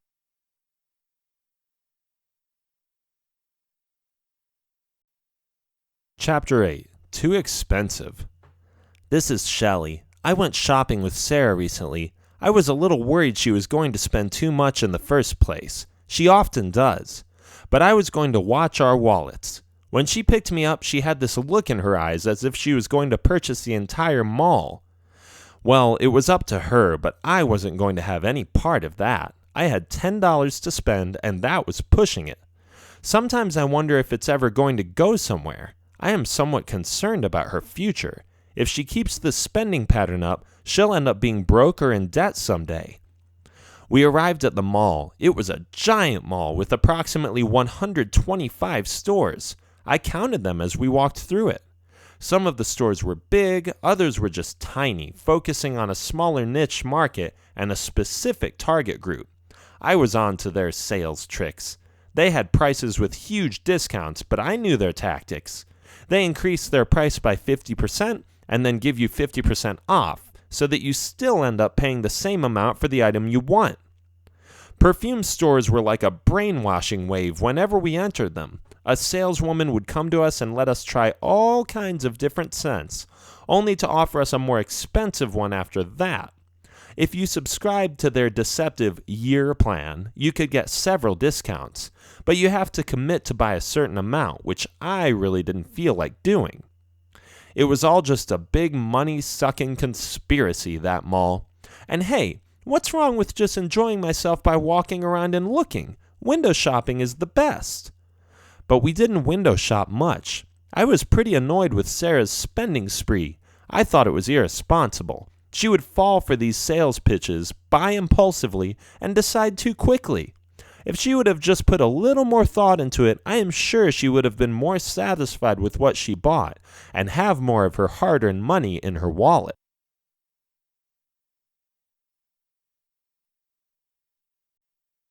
Chapter 9. Best Friends Forever.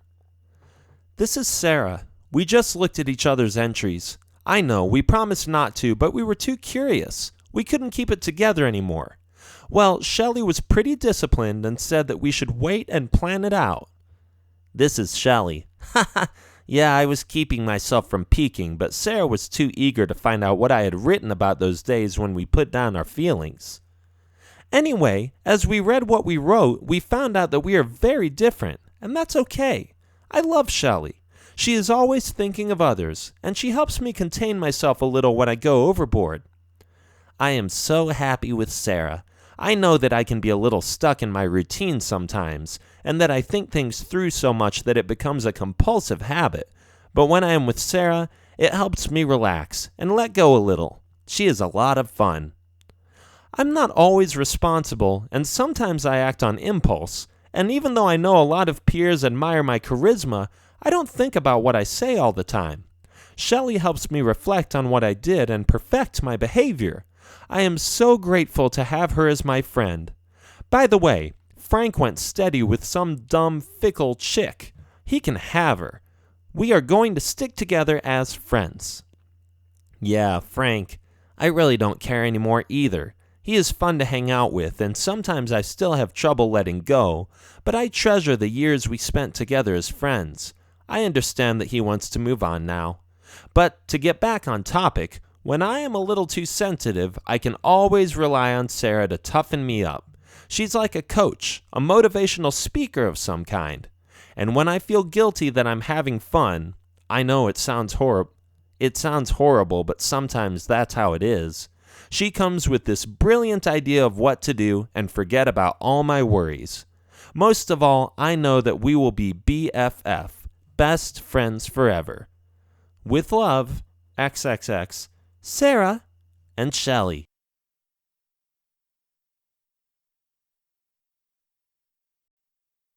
Dragon Girls, a dragon fantasy book for kids. Adventure stories for kids. Written by Jeff Child. Narrated by John H. Feskins.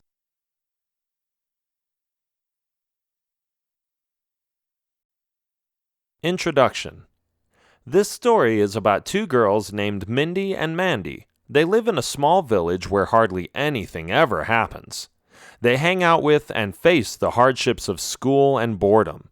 But when Mindy discovers an object that looks promising, both of their lives takes a more interesting turn. Listen to a fun adventure with dragons, villagers, friends, and a mysterious spawn egg these girls find.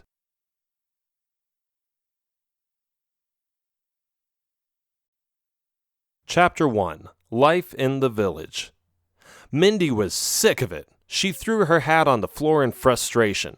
She had been in school all day, and even though she thought history and geography were kind of interesting, the last 2 hours had been a drag. She looked at the weather outside. It was sunny and a little cloudy, but they had to stay inside. For the longest time, Mindy was imagining herself playing outside, but school wasn't over yet. It took forever. That's how it felt, at least. Psst, Mandy, she said as she leaned over to her friend. What do you want to do when class is over? Quiet, Mandy whispered back. We'll get caught talking. I don't want detention. I already had it twice last week. That's because our teacher is a two-faced ugly baboon, Mindy whispered. Mandy snickered. Ha ha, yeah, with a bald head like a mirror. I saw my reflection in it yesterday. Mindy chuckled. Hey, you two over there, the teacher said. I don't tolerate talking in class. Both of you are going to stay for another 30 minutes after class. But teacher, we... Not another word. Detention, both of you. Mandy sighed.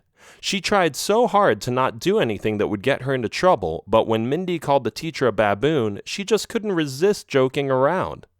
Mindy looked a little annoyed, too.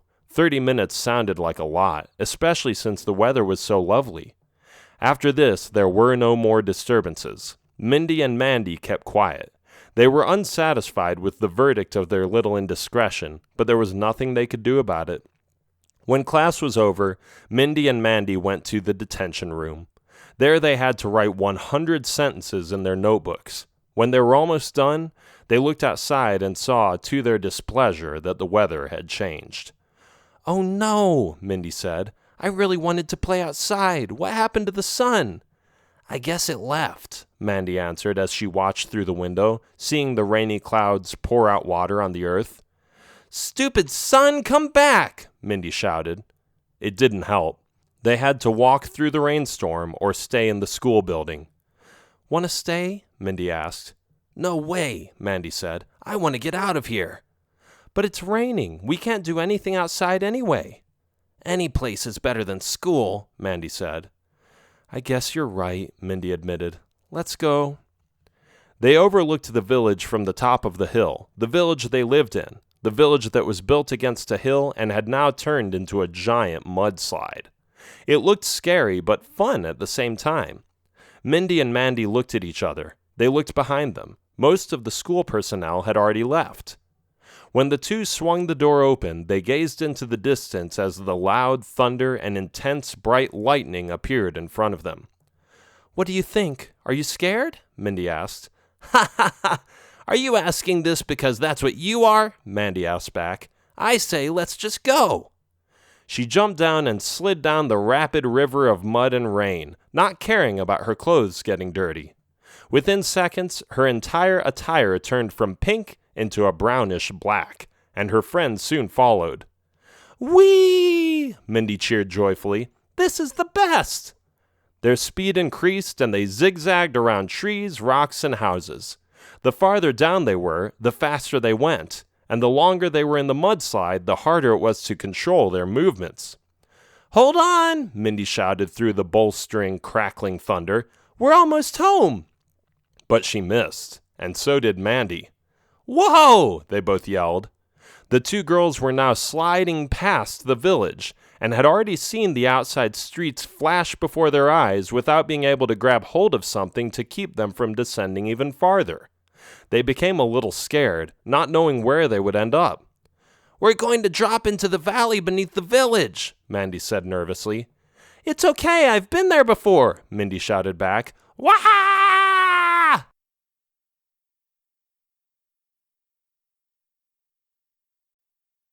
Chapter 2. The Strange Egg.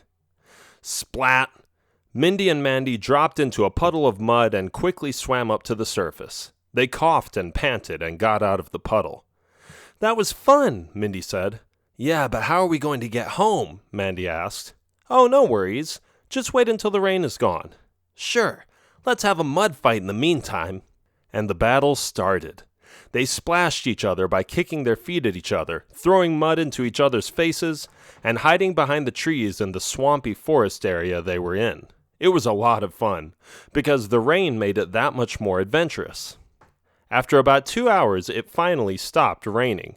"See," Mindy said, "now we can go up and go back to our families." Mindy was confident that it would be an easy climb, but as soon as she tried to walk up the hill, she slipped and fell flat on her face. "Ha ha ha! Not too easy, is it?" Mandy said. "Oh, be quiet. How about you try it?" Mandy tried to climb up, but even though grabbing onto trees and branches helped her get up a little higher, she too slipped and fell at Mindy's feet. "Ouch!" she said. "There is no way of getting up there. Just because it stopped raining doesn't mean that it's not slippery anymore. We'll have to think of something else." "Let's go that way. There may be a way around this steep hill," Mindy suggested. No sooner said than done. They were a mile away from the spot with the big puddle. They were both brown and covered in mud, but they didn't care. It dried up after a while and was easy to peel off. Suddenly, while walking, Mindy stopped and said, "Look over there. What's that?" "I don't know," Mandy said. They were both staring at an object in the distance, the size of a small crate, which was gray with red polka dots. Both girls were amazed. "I've never seen anything like this," Mandy said. "What is it?" Mindy picked it up and said, "It looks like an egg, but I don't know from what." "Shake it," Mandy said. Mindy shook it. "Now smell it," Mandy said. "There's nothing to smell. It's an egg." "Jump on it," Mandy said. "No, I refuse to jump on it," Mindy said. "Let's just take it home and see what comes out of it." "Sure, but it might be a while." Carrying the big egg with them, they slowly walked through the mud around the hill and found a path. The mud had become dry everywhere.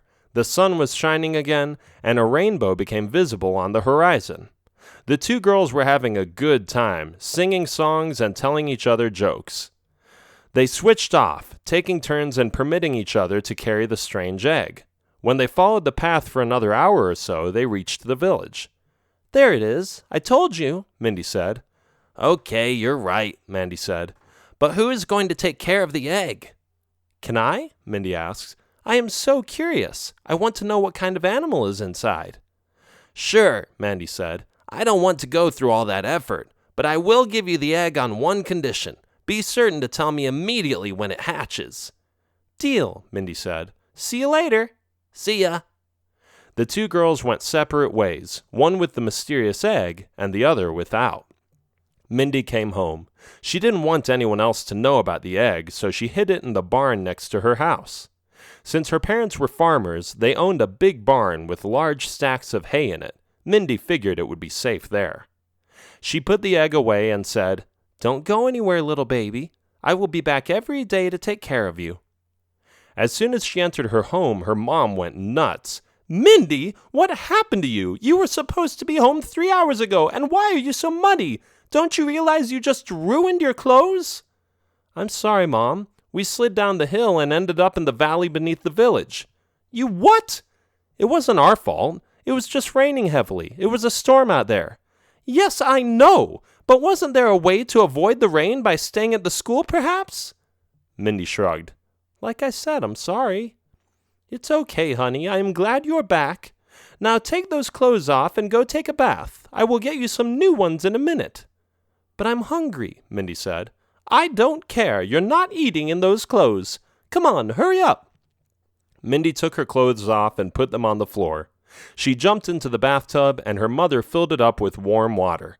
When she was done, she dried herself off and put the clean clothes on. Dinner was delicious, more than she could have imagined. Then again, Mindy thought, maybe she just liked it so much because she hadn't eaten since lunch and it was already late. After devouring her salad and slices of bread with butter, she asked her mother if she could go to the barn before going to bed. "Why would you want to go over there?" her mom asked. "There is nothing there, is there?" "I thought I saw a rabbit," Mindy lied. "You know what? You're a little weird sometimes, girl. But go ahead. I don't mind. If you think you can find something interesting there, just be back soon because it's almost bedtime." "No problem, Mom." She went to the barn and looked at the egg. "What are you?" she asked.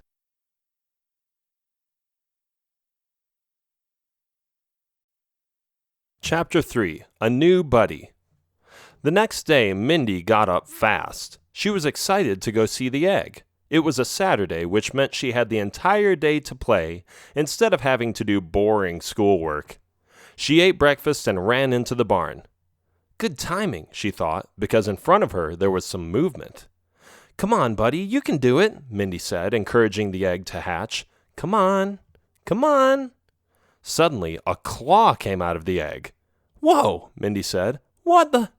Then another claw came out and a tail. And before Mindy could say another word, the egg hatched and a little light blue dragon jumped out.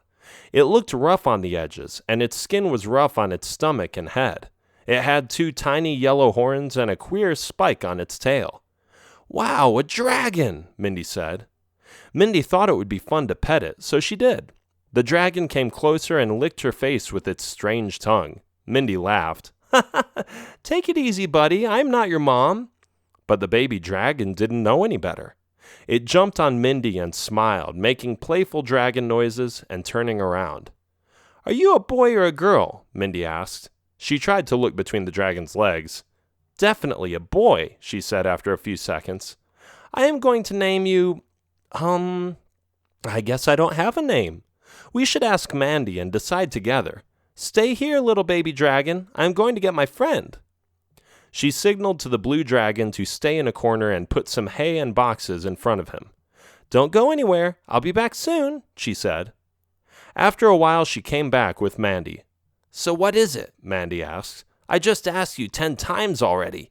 "It's a secret," Mindy said. She removed the boxes and the hay and presented her new friend. Ta-da! "Wow, a dragon? Is it a boy or a girl?"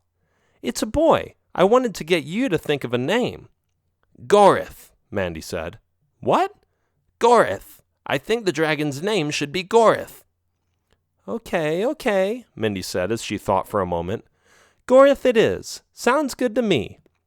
"Let's take it somewhere else. It will be our secret," Mandy said. They guided the blue baby dragon to a place behind some old buildings on the edge of town. Mindy ran around, and Mandy made what she thought was dragon noises. The baby dragon responded by making his own noises, and Mindy tried to make him catch her. "What does he eat?" Mandy asked. "I don't know. Mice? Birds? I have no idea." "Well, I think he is super cute. I hope we can keep him." "We probably can't keep him for too long," Mindy said. "What if his parents are still around? We must find them somehow." "I guess you're right, but for now I just want to play with him. Here, Gorith, catch!"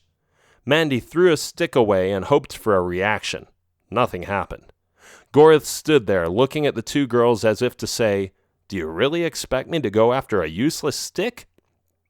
"Oh," Mindy said after a while, "my dad has some chicken left. Maybe Gorith will eat some chicken. I will go get some."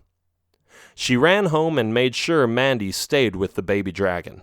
After about 15 minutes, she came back with a piece of chicken from the storage. Gorith sniffed. He could already sense the delicious scent from the chicken meat. "Catch, Gorith," Mindy said as she threw the chicken into the distance. This caught the dragon's attention. He jumped up and sprinted towards the chicken, after which he consumed the bird meat as quickly as possible. "Ha ha," Mandy said. "I guess he really likes chicken." "He sure does. I think we just found our dragon food. I will take care of feeding him. My dad always has some chicken somewhere." "Sounds like an idea." The girls played around with their new reptile friend some more, playing tag, making funny faces, and trying to ride it. They played for hours, until the sad moment came that it was dinner time, and Mindy took the baby dragon home again. When she came home, she made a comfortable bed from hay for her little friend and said good night.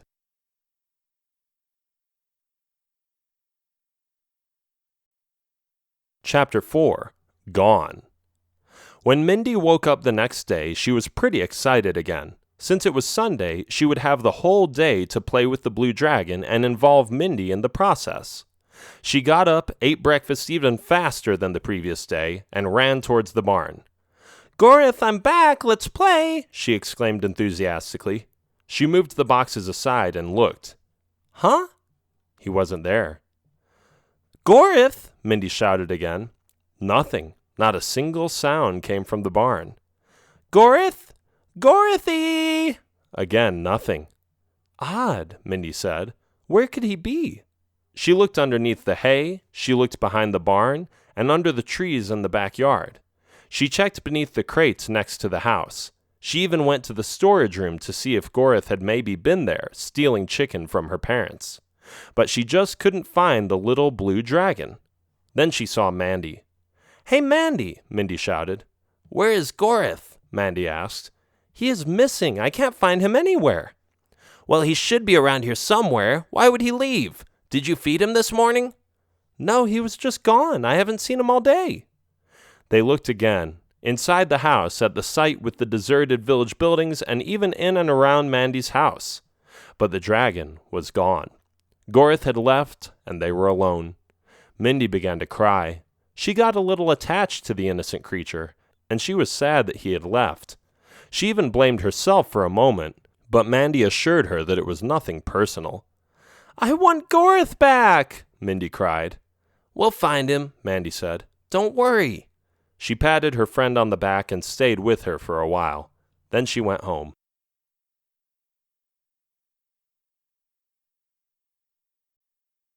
Chapter 5. The Dragon. The two girls hadn't seen their little blue dragon in months. Winter came, and the dreary, cold season had arrived, leaving the villagers grouchy and depressed. Mindy and Mandy still played a lot after school, having snowball fights, making snowmen, and creating drawings and handicraft items inside their homes. Sometimes they even folded paper into a dragon figure, or drew a dragon on one of the walls at the site with the ruins. Everything was okay besides the terrible weather, but it wouldn't be long until a severe drama would unfold in this unsuspecting town. "Alarm!" one of the villagers yelled one day while running into the village. "What's going on?" another asked. "We are being attacked! Everyone hide!" "What? How? Who is attacking us?" "It's a dragon! It's huge! We cannot have it find us! It's going to spit fire everywhere and destroy our homes!"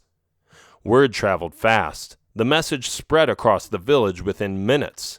Everyone was concerned. Villagers were hiding in their basements and storage rooms. Others left the village entirely, retiring to the fields or the forest. The town was fairly chaotic for a while. People were running from one side of the village to the other. Mindy's and Mandy's families were friends, so they decided to hide in the same basement, hoping that the dragon wouldn't find them. "But dragons aren't hostile," Mindy protested when her parents told her to come with them. "We don't have to hide from them. Dragons are friendly." "Who told you that nonsense?" her mother asked. "Well, Mandy and I kept a baby dragon in the barn for a while." "You what?"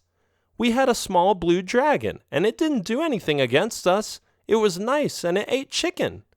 "Why didn't you tell us?" her mom asked. "Because I was afraid you would kill it or tell me to chase it away." "Of course not. Baby dragons can be cute, especially blue ones. But listen up, Mindy. Dragons are not friendly. They are black and big and mean. They will eat you alive if you come too close. Now please come with us so we can hide with Mandy's family in their basement." "Fine," Mindy sighed. They ran towards Mandy's house and said hi. Then they hid together as two families. It was quiet. Very quiet. For the longest time, the villagers were wondering if it was a false alarm. One of them even came out of his hiding place to check. But when he saw the dangerous dragon in the distance, he quickly went inside. Bam! The dragon landed on the ground between a few homes. It was as tall as a 100-foot building and more vicious than a mama bear protecting her cubs. Its gigantic tail whacked one of the sheds down. It knew the villagers were there, and even though the dragon couldn't see them with its purple eyes, it sensed their presence. It smelled their breath and their nervous sweat. It was fully aware of their hiding places, just not exactly where. It spat fire on one of the homes while sneaking around and ticking on the ground with its sharp claws. The acid scared one of the women in the village, who screamed loudly, "Ah!" And suddenly, panic struck the whole town. People were afraid that they were discovered, so they came out of their hiding places, an ironic paradox any outsider would laugh about. The dragon didn't hesitate. It chased after the villagers one by one, spitting acid and hitting structures. Mindy's and Mandy's families were watching through the basement window. "We have to do something," Mandy's mother said. "But what?" Mindy's mom asked. "We can't do anything against a dragon like that. It's pointless." "We're going to die," Mindy said. But before she could say anything else, the giant dragon bent over and looked into their basement through the glass, figuratively scaring Mindy to death by looking straight at her with his humongous eye. "Wah!" Mindy yelled, and that was enough. Enough to awake a certain something.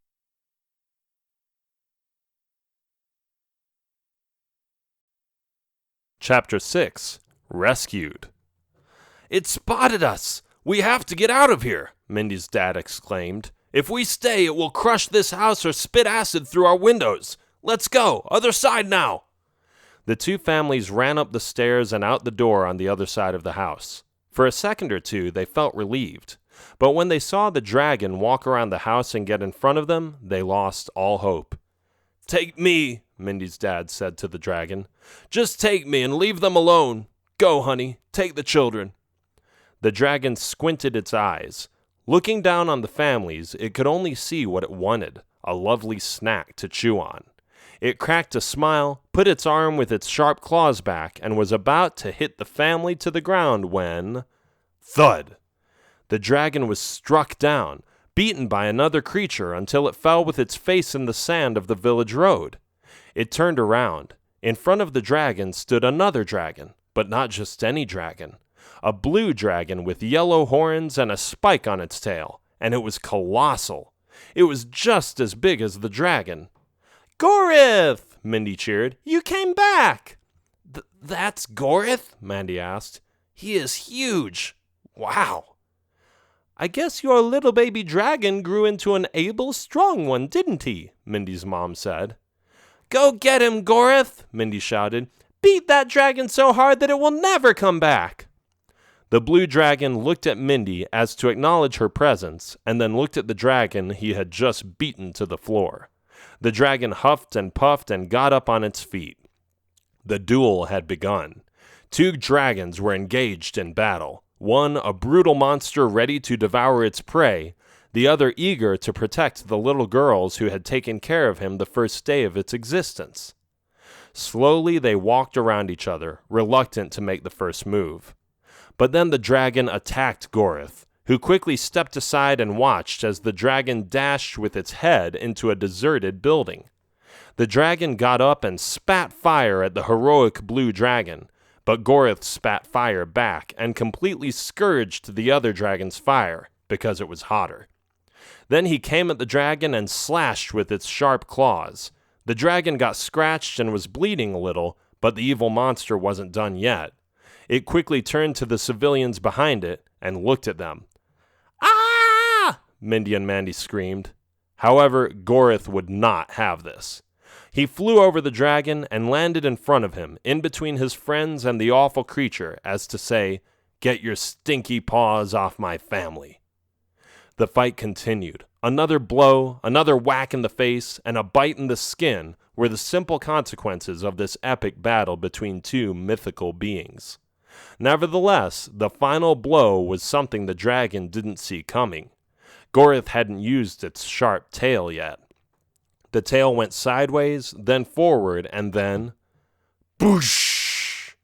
It hit the dragon hard enough to swing it back out of the village and made it fall on the ground almost unconscious. Gorith came closer and spat fire into the air, threatening to kill the evil black dragon. And it surrendered. It had had enough. The dragon flew away, never to be seen again.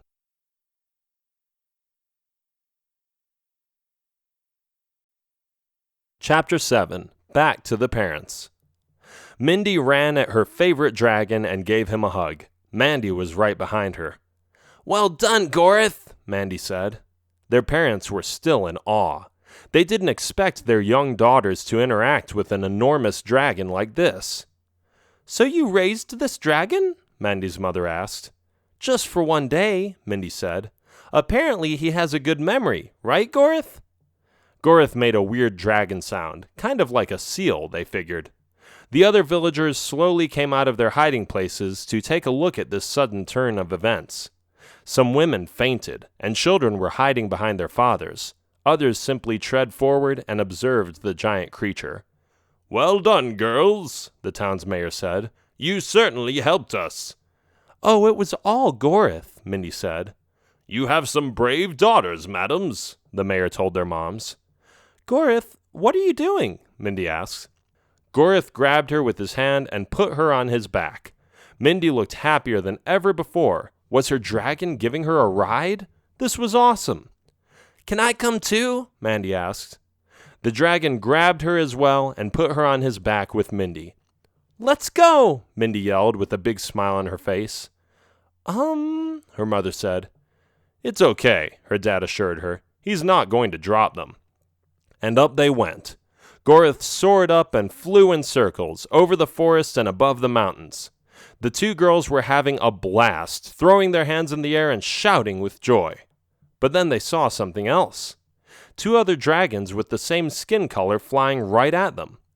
"Gorith, who are they?" Mindy asked. Gorith went towards them. He didn't have to answer, because when they were close, it all became clear. "Are these your parents?" Mandy asked. Gorith just smiled. "Wow, I guess they were still out there somewhere, weren't they?" Mindy said.